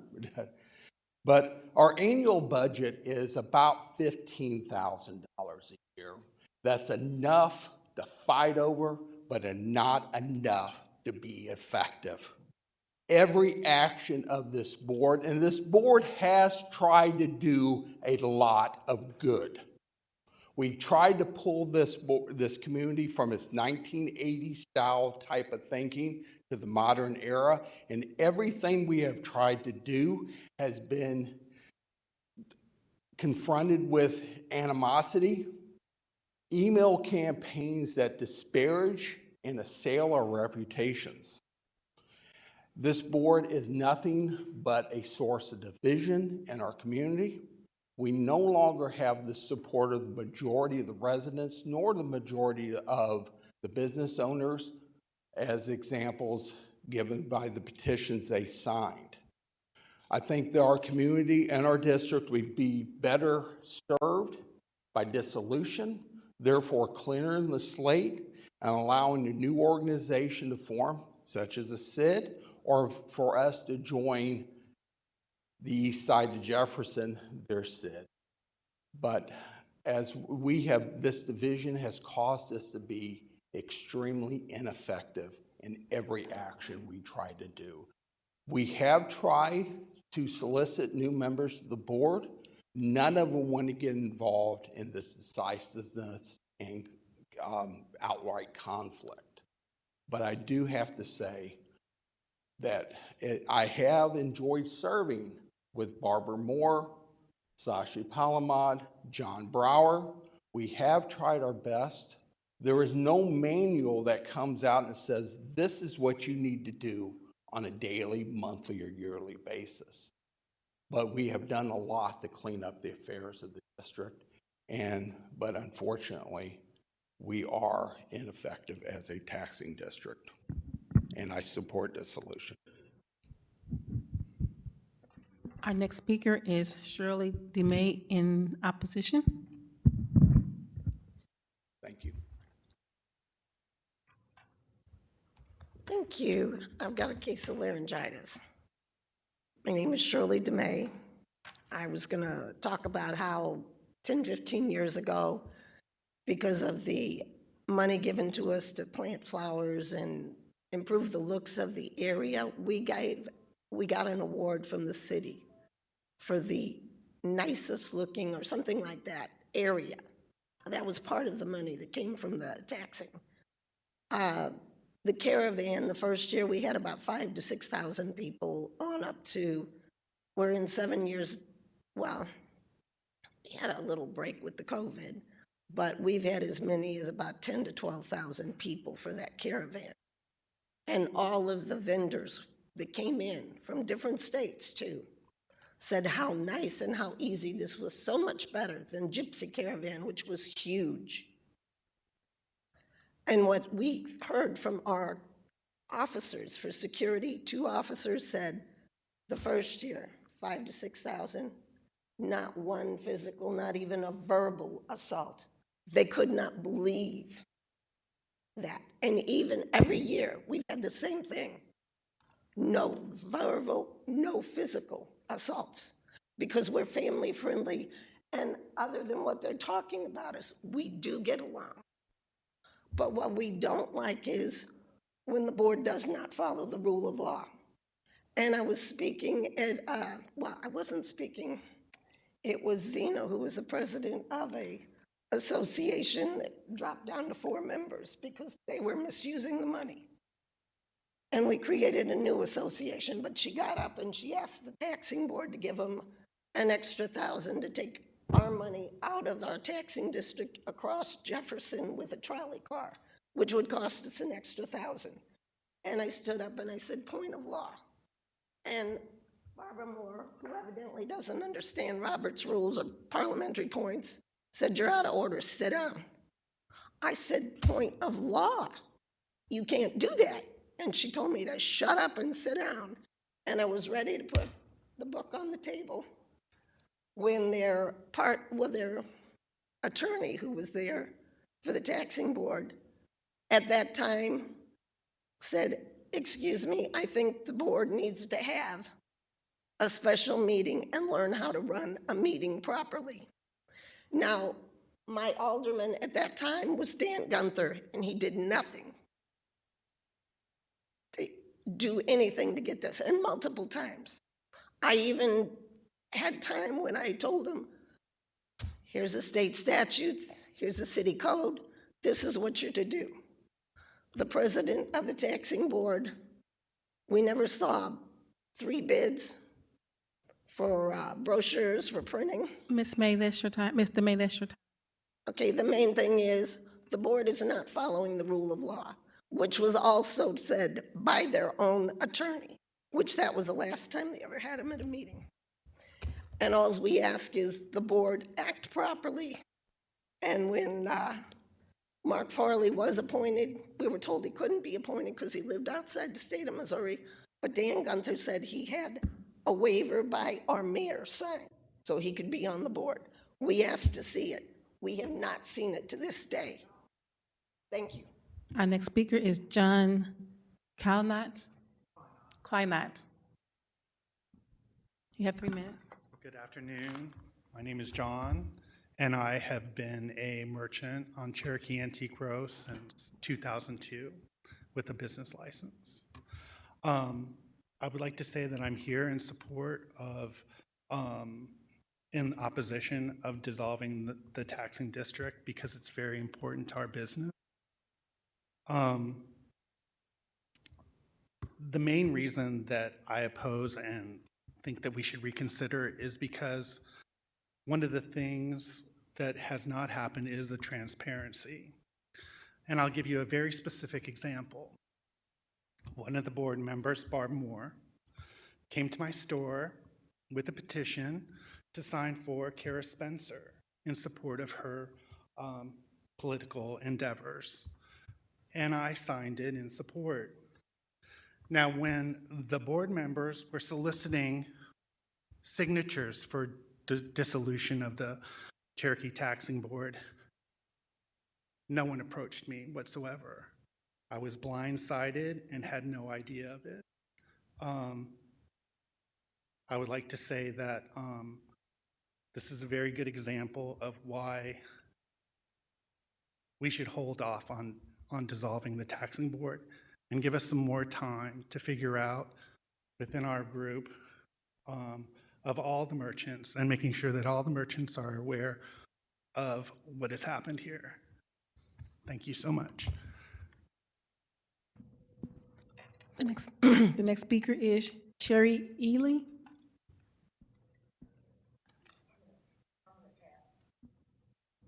Okay, Bob Williams.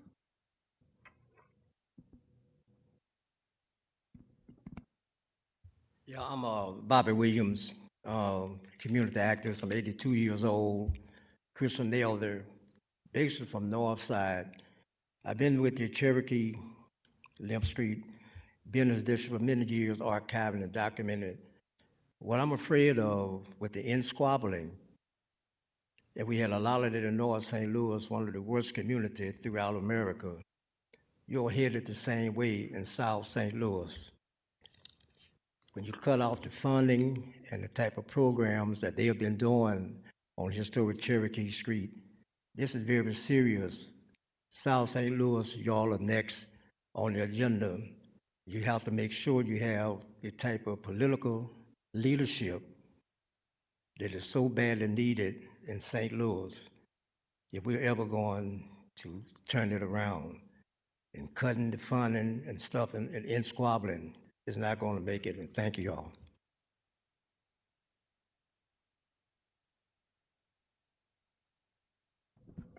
So the next speakers are online, Chair. It needs to be sworn in. Mr. Kistner and Mr. Simon. If you could turn your mics and your camera, please.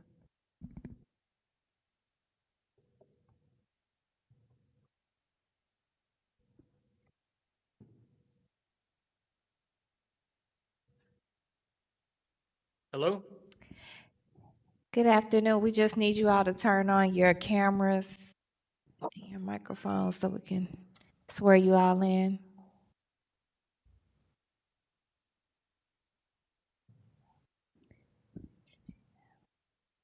All right. You both raise your right hand, swear to tell the whole truth and nothing but the truth? Yes. I Thank- do. Thank you so much. Mr. Kistner, you can proceed. I represent Shannon Wolf. I'm not here to speak so much about the pros and cons of dissolution in terms of whether it should occur in the abstract based upon the facts that she has mentioned to you and other people have described as well. But I am concerned that the path of dissolution under the bill is fraught with real problems, because I think there's a particular statute for special purpose districts to follow that is not being followed. And that's section 67.950, the revised Missouri statutes. I'm not going to go into a lot of detail, but I urge this committee to think about whether it makes sense to pass this bill out if in fact there is not, that the legislation is not properly crafted. 67.950 is a pretty easy read, in my opinion. It applies to special purpose districts that do not have their own methodology for dissolution. I believe that a special business district is a species of a special purpose district, and the special business district statutes do not have a procedure for dissolution. So I think you need to turn to 67.950, which contemplates a court proceeding and then perhaps a vote. If this were to go forward, you would have possibly the consequential risk that this political subdivision of the state of Missouri as a taxing district, it presently contemplates, as I understand it, to basically give away its assets upon dissolution. It's a worthy goal. It might be a great idea, but the Missouri Constitution prohibits public governmental bodies from donating public assets. So I urge this committee to consider carefully as to whether it wants to pass this bill out before it can give consideration to whether or not the bill would be lawful. Thank you. Next speaker is Ray Simon. Thank you, Chairman. Yes, I've been waiting all morning for a spire inspection that is about to occur. So I'm sorry, I'm going to make this very short, but I've had a long history with the Cherokee-Lemp Special District, including its founding back along with Paul Pointer in the 90s, and have led the group at various times over the years. And I am in total support of the dissolution of this organization for all the reasons that have been spoken.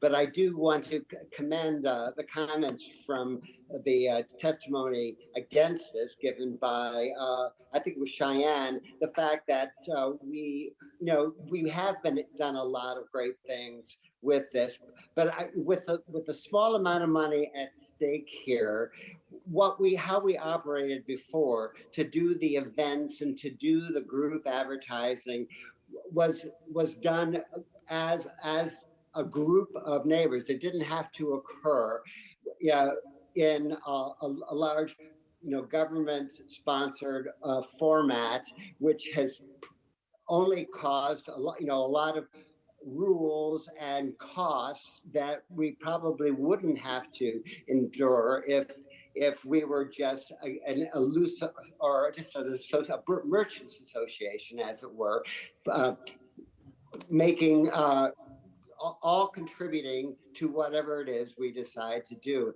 And I think we will continue.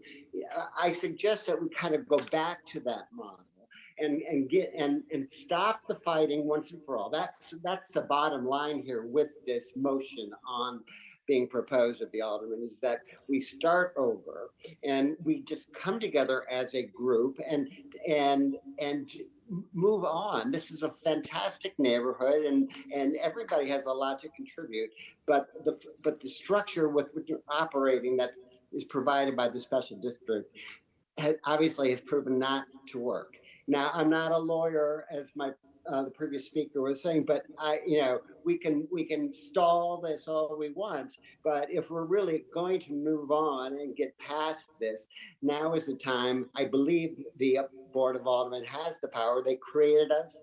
I think they can dissolve us, and let's move on and continue to make this neighborhood a nice place. I don't want to say great again, but nice. So thank you very much. That's the final speaker. You want to speak, ma'am? Okay, you have to sign up on the sign.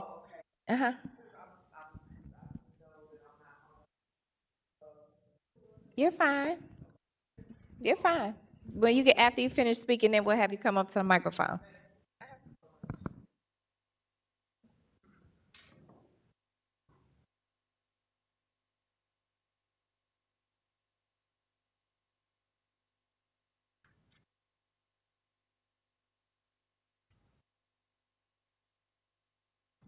Tiffany Carson.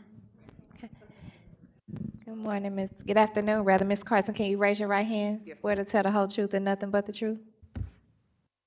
Yes, I do. All right, thank you. Please proceed. Okay. First off, I appreciate you all letting me speak. I know I didn't know anything about a list or anything, and I'm gonna try to make it really quick. I'm not a homeowner. I'm not a business. Could you move up to the mic, please? Oh, I'm sorry. I'm not a homeowner. I'm not a business owner or an alderwoman, whatnot. But I've tried desperately to talk to everybody, the police, any and everybody that could possibly help me. I'm from University City, but as of right now, I'm living in North St. Louis, like this gentleman was talking about, and it is like it's just abandoned. Okay, we have vacant buildings, homeless people living in these vacant buildings. They have tons of vicious dogs. I'm 6.5 months pregnant. I have a 16-month-old. I've tried to talk to the police, like I said. They said they can't do anything. I've tried to talk to animal control. They said they can't go in the vacant buildings because of who it may belong to. And these dogs, or it's just been on the news not too long ago about a couple people getting mauled to death. We need help with that. Also, just really quick, 2 more seconds. In St. Louis County, which I know is St. Louis City, but in St. Louis County, mostly this happens. It's called Cash for Kids. We need help with that. I'm trying to talk to people in Jeff City, Washington. So even if you all can't help with the things that I'm talking to you about, if you could share it with somebody that could shine some light and give us some attention on this, it would be greatly appreciated. And I really appreciate y'all letting me talk to y'all today. Thank you so much. Thank you. Alderwoman Spencer.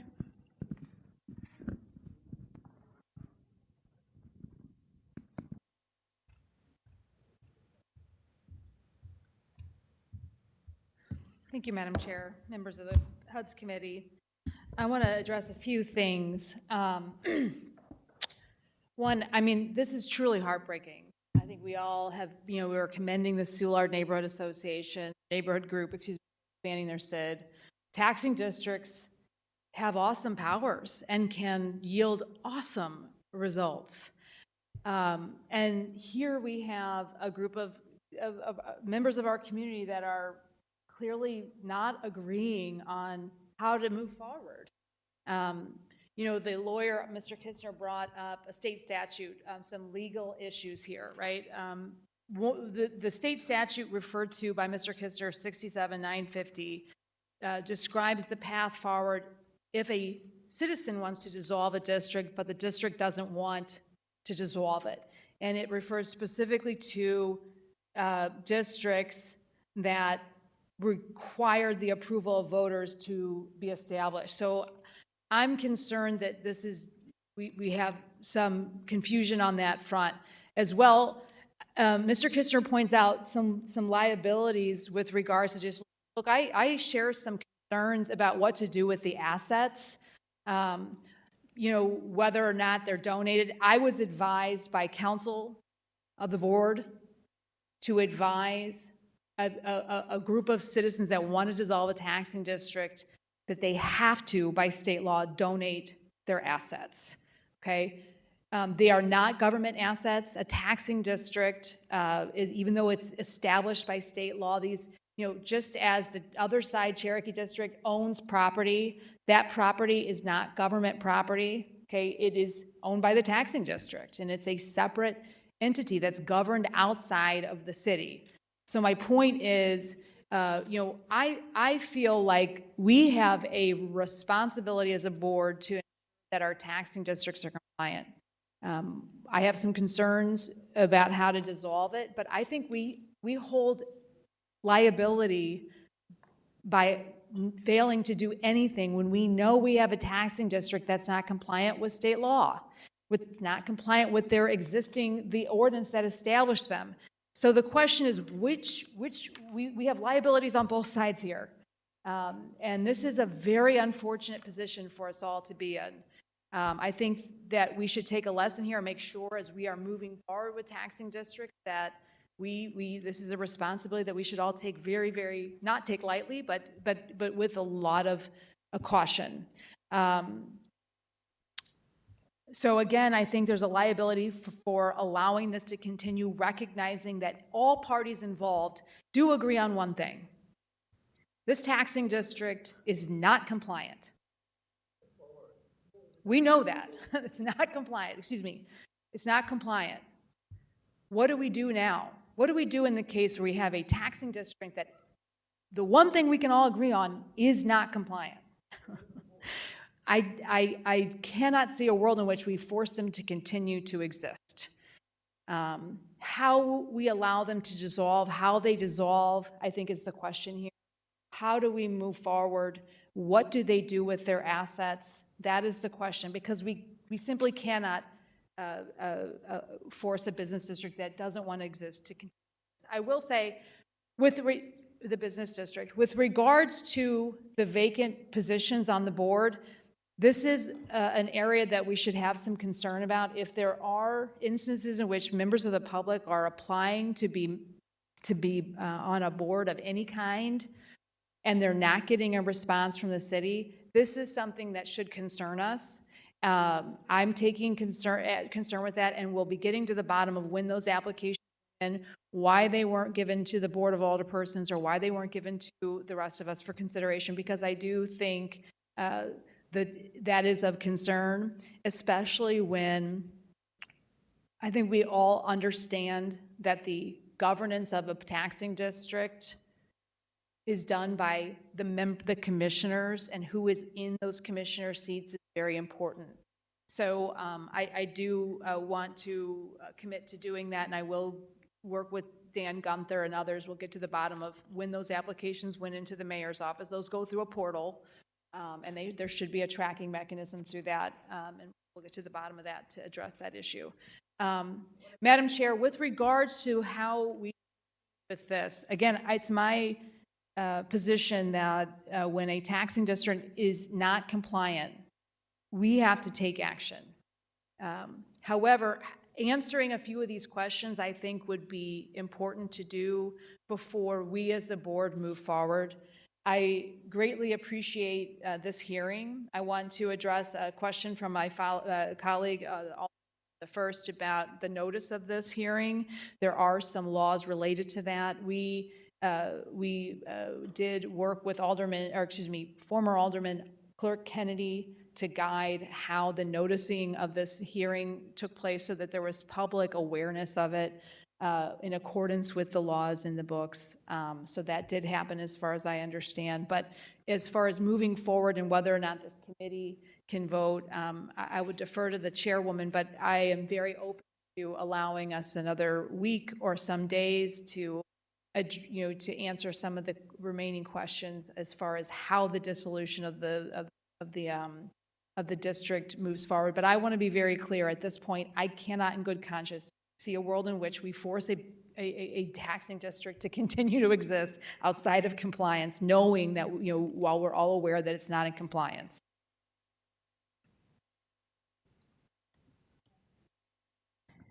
Thank you, Madam, thank you, Alderwoman Spencer.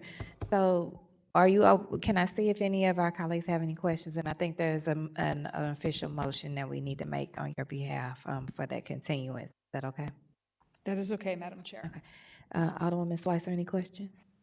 Thank you, Chairwoman Clark Hubbard, and thank you, Alderman Spencer, for answering my texted questions as commenters were sharing their points of view. I appreciate the conversation behind the scenes. I think you're right that taking some time to make sure that the dissolution is done in order would be pertinent, just to make sure that there's no issue that then has to come back and be solved here. From what I'm reading on the state statute, they have to be, if there's not a specific procedure provided to terminate or dissolve a district, there is a dissolution process in state law that actually goes through the circuit court. So that's an interesting piece of the state law that I'm not sure about. So I do think that, in terms of this bill, from what I've learned in my own time with moving around CID and Special Business District bills, we would need to motion in this meeting to continue it to a date and time certain. So you said a week, so that would be maybe our next regularly If I may, scheduled. Alderwoman, what I'm learning, given our timeline and the short number of meetings we have left, I think we would have to have a vote today in order to have it second read and move through before the end of session. The exception to that, of course, would be if we just suspend the rules to move it ahead a week on the ballot or in the ballot agenda. We could do that. I will also say the state statute to which we're all referring, I'm not sure is applicable here. You mentioned the court proceedings, only because it's my understanding that the state statute refers to situation in which a citizen wants to dissolve a district that the district does not want to have dissolved. That's my understanding of the statute. So I'm not sure that the statute to which we're referring actually applies in this case. And that was guidance given to me by our attorney. It does not mention any specific person outside of the district having to make the petition.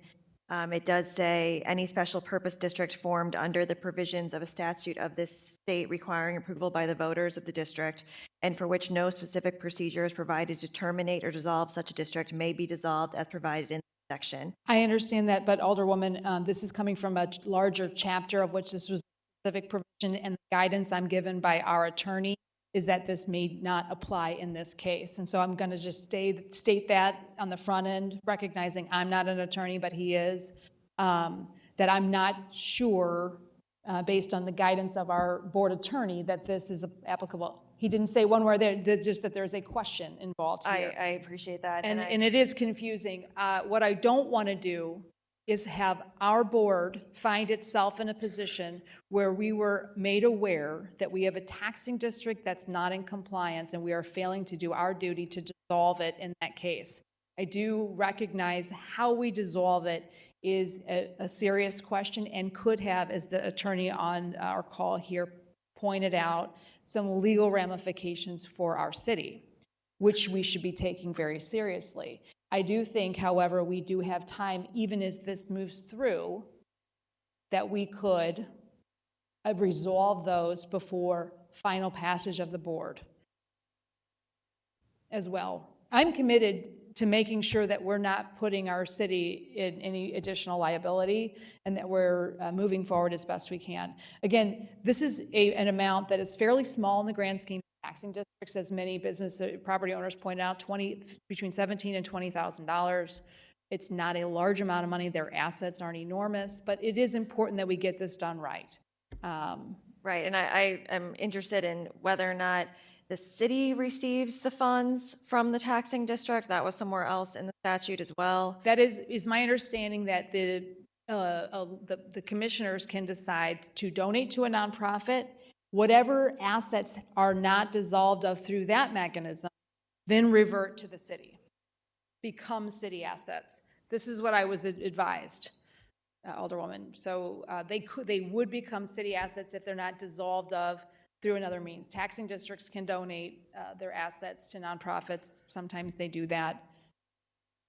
No. So it's your goal today to have this pass through and not get these questions answered in committee? My goal today, path forward, that we as a government body are doing our due diligence before the end of session, and our opportunity to do our duty evaporates. Even if it passes out next week, it would still pass before the end of our session. If it stayed on the regular calendar, just with the sign-die meeting. But I do think that we could also vote to move it ahead on the agenda. So, I agree with you that it sounds like that dissolution makes sense. I agree with that completely. I just want to make sure that if that's the movement here, to your point about the responsibility to do things correctly, that we're not voting on something that we think is I don't want to vote no today because it looks like the state statute says this is not the way it should be done.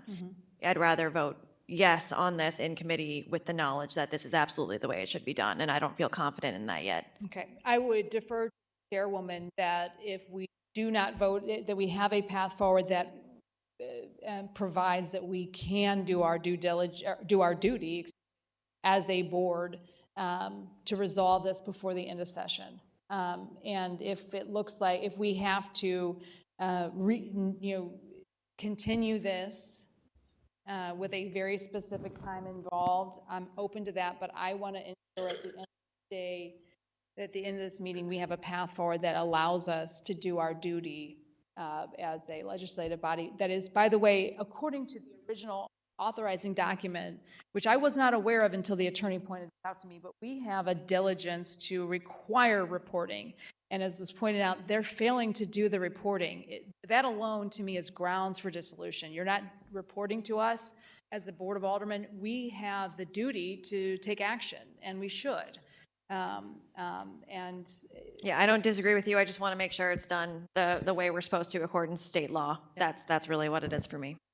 Thank you. Alderman Browning. No additional questions, thank you. Alderman Aldridge. Thank you, Madam Chair, members of the committee. Thank you, Alderwoman Spencer, for bringing this forward, and thank everybody who came today.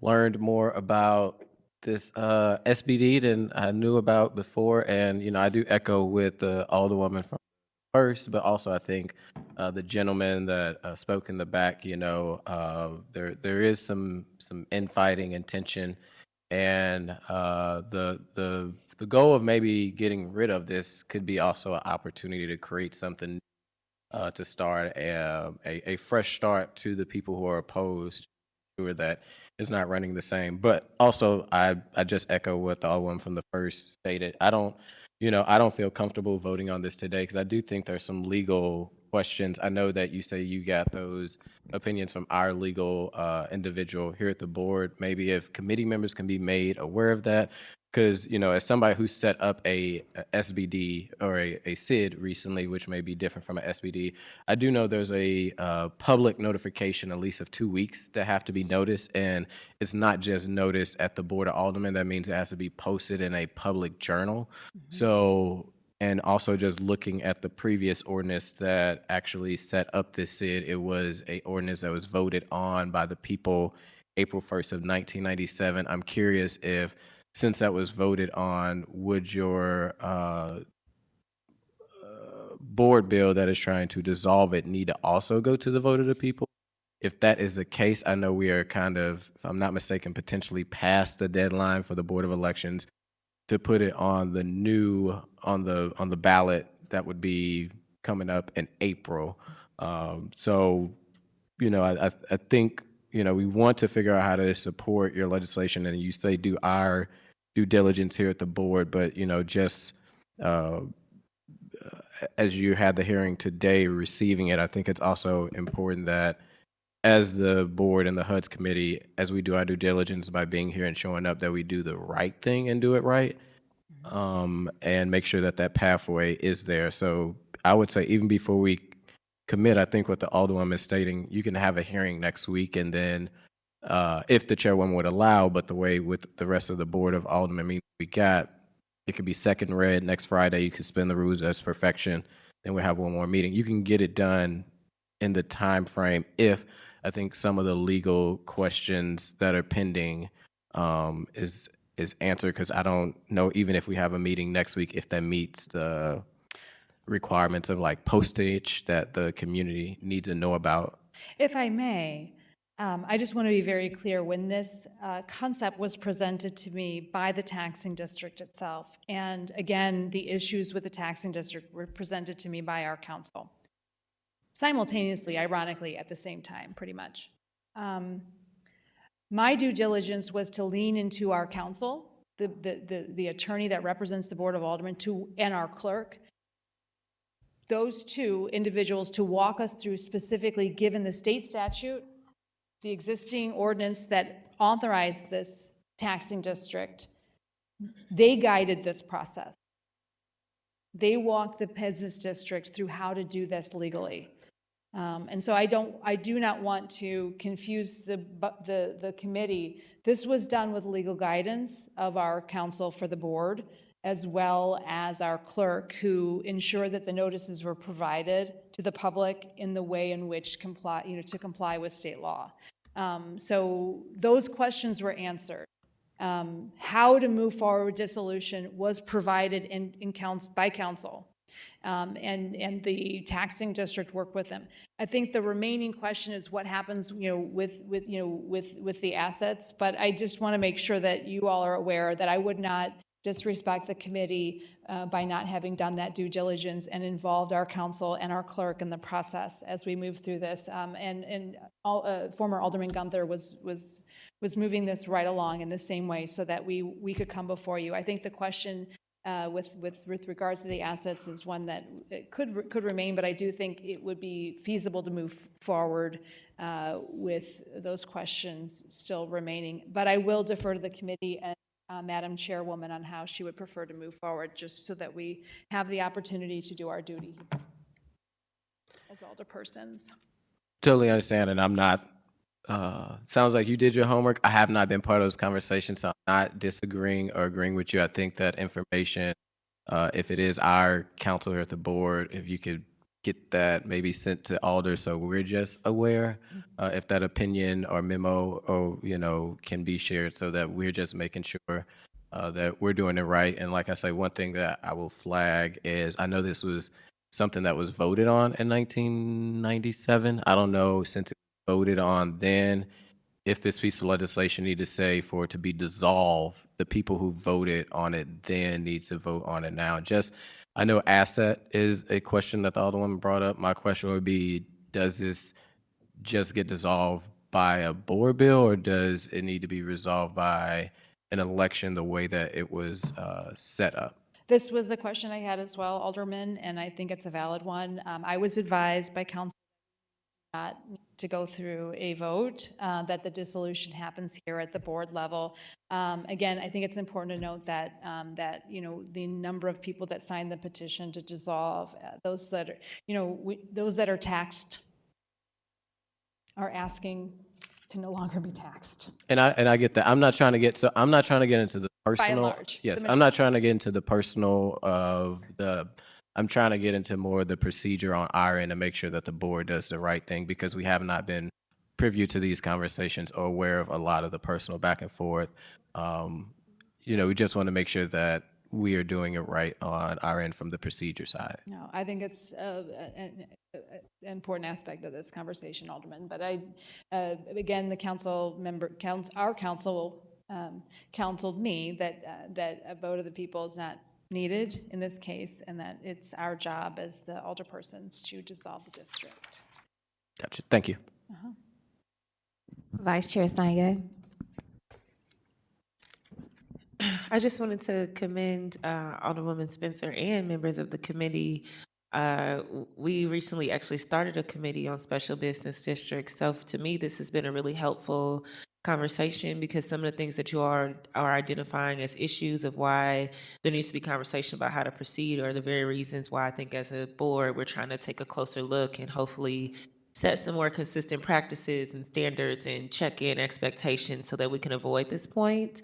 But I also really just commend you all. I think sometimes it's very difficult to admit when something is struggling and not working. So I really commend both Alderwoman Spencer and the community members for being able to say, you know, something I know is we rarely all disagree on how, but when we can find agreement on the what, that can be a guiding pole to the how. So just, you know, really a big shout out to you all for acknowledging that something is not working, that there's some transparency that's not there. It sounds like I heard something that really is a red flag to me when there are members who are saying they haven't had the opportunity to join the board or to participate. You know, I think that's a huge red flag as well. So I just want to commit to you all that I certainly will go take a look and learn more. As Alderwoman of the neighboring ward, I'm a little familiar, but definitely not enough to know the details as you would if you were directly representing it. So I look forward to just learning more about what you all uplifted and figuring out what we can do to make sure we can avoid any special business district being in this point in the future. Thank you. All right, so that's all of our questions and all of our speakers. Alderwoman Spencer, in reference to deferring to me, you know, you're the sponsor, so you have sole rights on how we move forward with this. I know that you have been talking to our colleagues, so it would be your decision whether you want to try to move forward with a vote today, or if we can pick a specific date.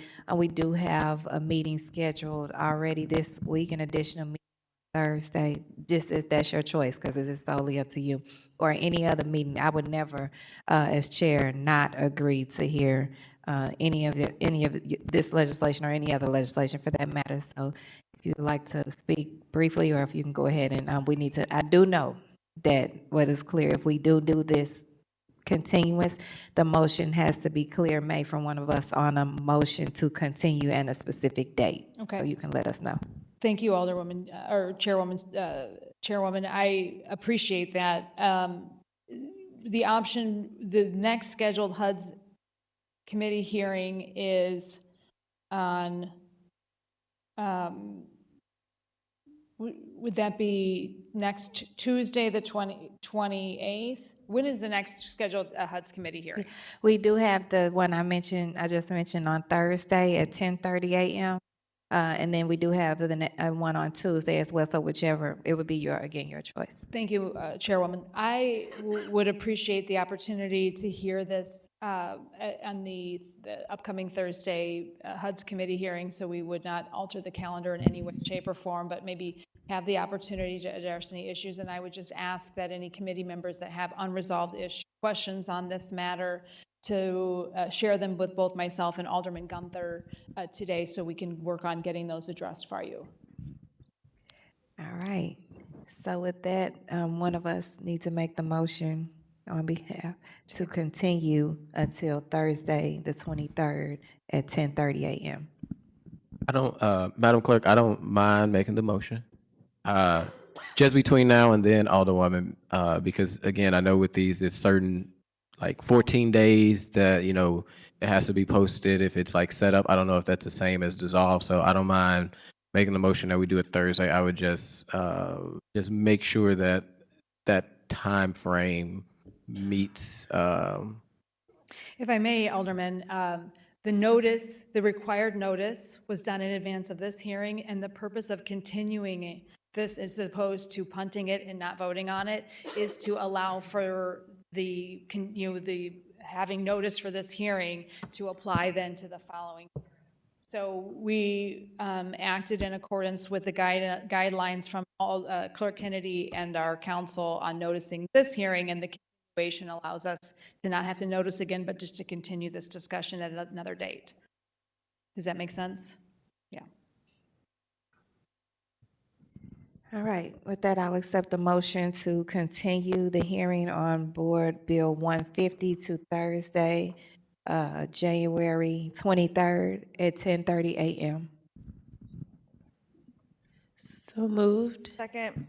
It was moved by Vice Chair Sanye and seconded by Alderwoman Schweitzer. Madam Clerk, please call the roll.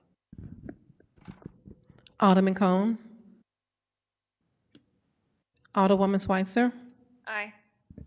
Vice Chair Sanye. Aye. Alderman Browning. Aye. Alderman Aldridge. I'm sorry. Aye. Chair Clark Hubbard. Aye. Alderman Cone. We have 5 aye votes. All right, with that, we've successfully moved for the continuance of Board Bill 150. Alderwoman Schweitzer, you're recognized on your motions. Thank you, Madam Chairperson and members of the committee. I would like to move that Board Bill 158 and 159 are continued to Thursday, January 23rd at 10:30 a.m. Second. Moved by Previous row. moved by Alderwoman Schweitzer, seconded by Vice Chair Sanye with a call for previous roll for the continuance of Board Bill 158 and 159 with no objection. All right. With that, we've done that. So now I will hand it to Vice Chair Sanye for Board Bill 168. Thank you. We'll give you a moment to get over to the podium, Chairwoman.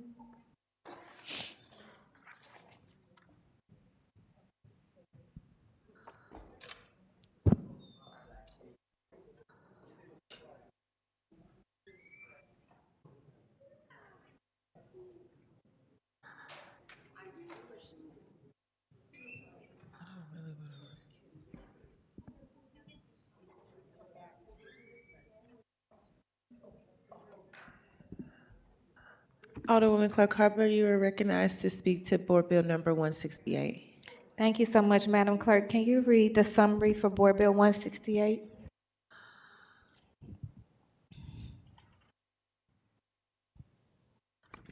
Board Bill 168, introduced by Alderwoman Shameen Clark Hubbard, an ordinance repealing Ordinance Number 65280, Ordinance Number 65361, which was in part ratified in Ordinance Number 65423, Section 501, and Ordinance Number 66970, respectively dissolving the Special Allocation Fund for 3800 Park Avenue, the Gravois Plaza, and 6175 through 81 Delmar redevelopment areas, and respectively terminating the designation of certain portions of the City of St. Louis, Missouri as redevelopment areas, authorizing certain actions relating thereto and containing a severability and an emergency clause. Thank you so much, Madam Clerk.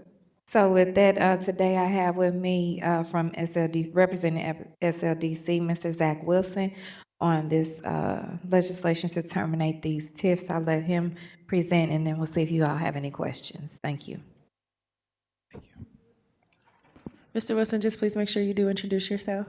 Zach Wilson with SLDC. We may have Tom Ray from the representing the Comptroller's Office online too. Tom, are you there? Maybe not. Once a year, we have a list of TIFs that are either paid off early or have reached their 23-year mark. These 3 TIFs are at that point in time. Moonrise Hotel, which is at 6175 Delmar, has paid off early within 18 years. Gravois Plaza has paid off 1 year early. And then the 38 Park has reached the 23-year mark. So we'd like to terminate the special allocation funds, dissolve them, so they can all taxes captured can go directly to the taxing district. Tom Ray's online right now if you have any questions. Tom, do you like to speak on this, please? Well, you pretty much covered it, Zach. My name is Tom Ray. I'm an attorney. I represent the comptroller, and I drafted this board bill. In essence, it's exactly what Zach said. All 3 have been paid off, and it's preferred to terminate the special allocation funds that were created by the ordinances establishing the TIF in order that they be the comptroller be allowed to pass through the funds to the taxing district. jurisdiction.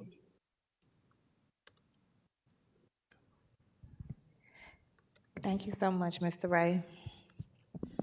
With that, open it up to any questions from colleagues. Thank you. Alderwoman Schweitzer. Thank you so much. So I understand the TIF notes, they have been paid, they are handled, that piece is done, but there will still be tax money generated by each of the districts? No, those actually, this will be dissolved, and then the monies collected will go directly to the taxing districts. So there are SIDs or SBDs associated with all There, of there them? may be, but I'm not aware of those, but we're just talking about the TIF district pieces. It will be Okay. dissolved. I'm just wondering who each of these, if there's money still coming in, who it goes to and who makes those decisions. We can clearly see by the conversation today that who's making those decisions matter, so I just wanted to know that. Yeah, I'll do a search and see if there's SBDs or CIDs located at these three addresses, and I'll provide that information. Thank you. And then I imagine that those would expire at some point too, or there'd be another vote or some sort of. Yes, but that would not be in SLDC's or the comptroller's purview. Okay, thank you. Thank you, Alderman Browning. No questions. Thank you. Thank you, Alderman Aldridge. Excellent. I have no questions as well, so I'll return it back to you, Alderwoman Clark Hubbard. Thank you. With that, I'll ask for your favorable consideration and a due pass recommendation for Board Bill 168. Motion made by Alderwoman Clark Hubbard, a second by Rasheen Aldridge, in the call for previous roll.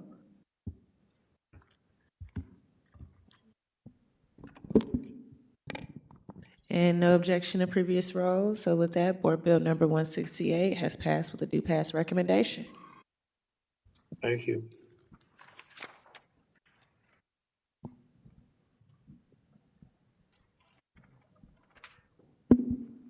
All right, thank you, colleagues. With that, we'll move forward and close out the agenda. Any resolutions for review? We have none. Any committee discussions? We had a discussion on the agenda. Okay, that will follow up. That was item number 1, the Soulard Community Improvement District. We did hear that discussion earlier with the legislation. Any acknowledgement of any written testimony? We have none. Okay.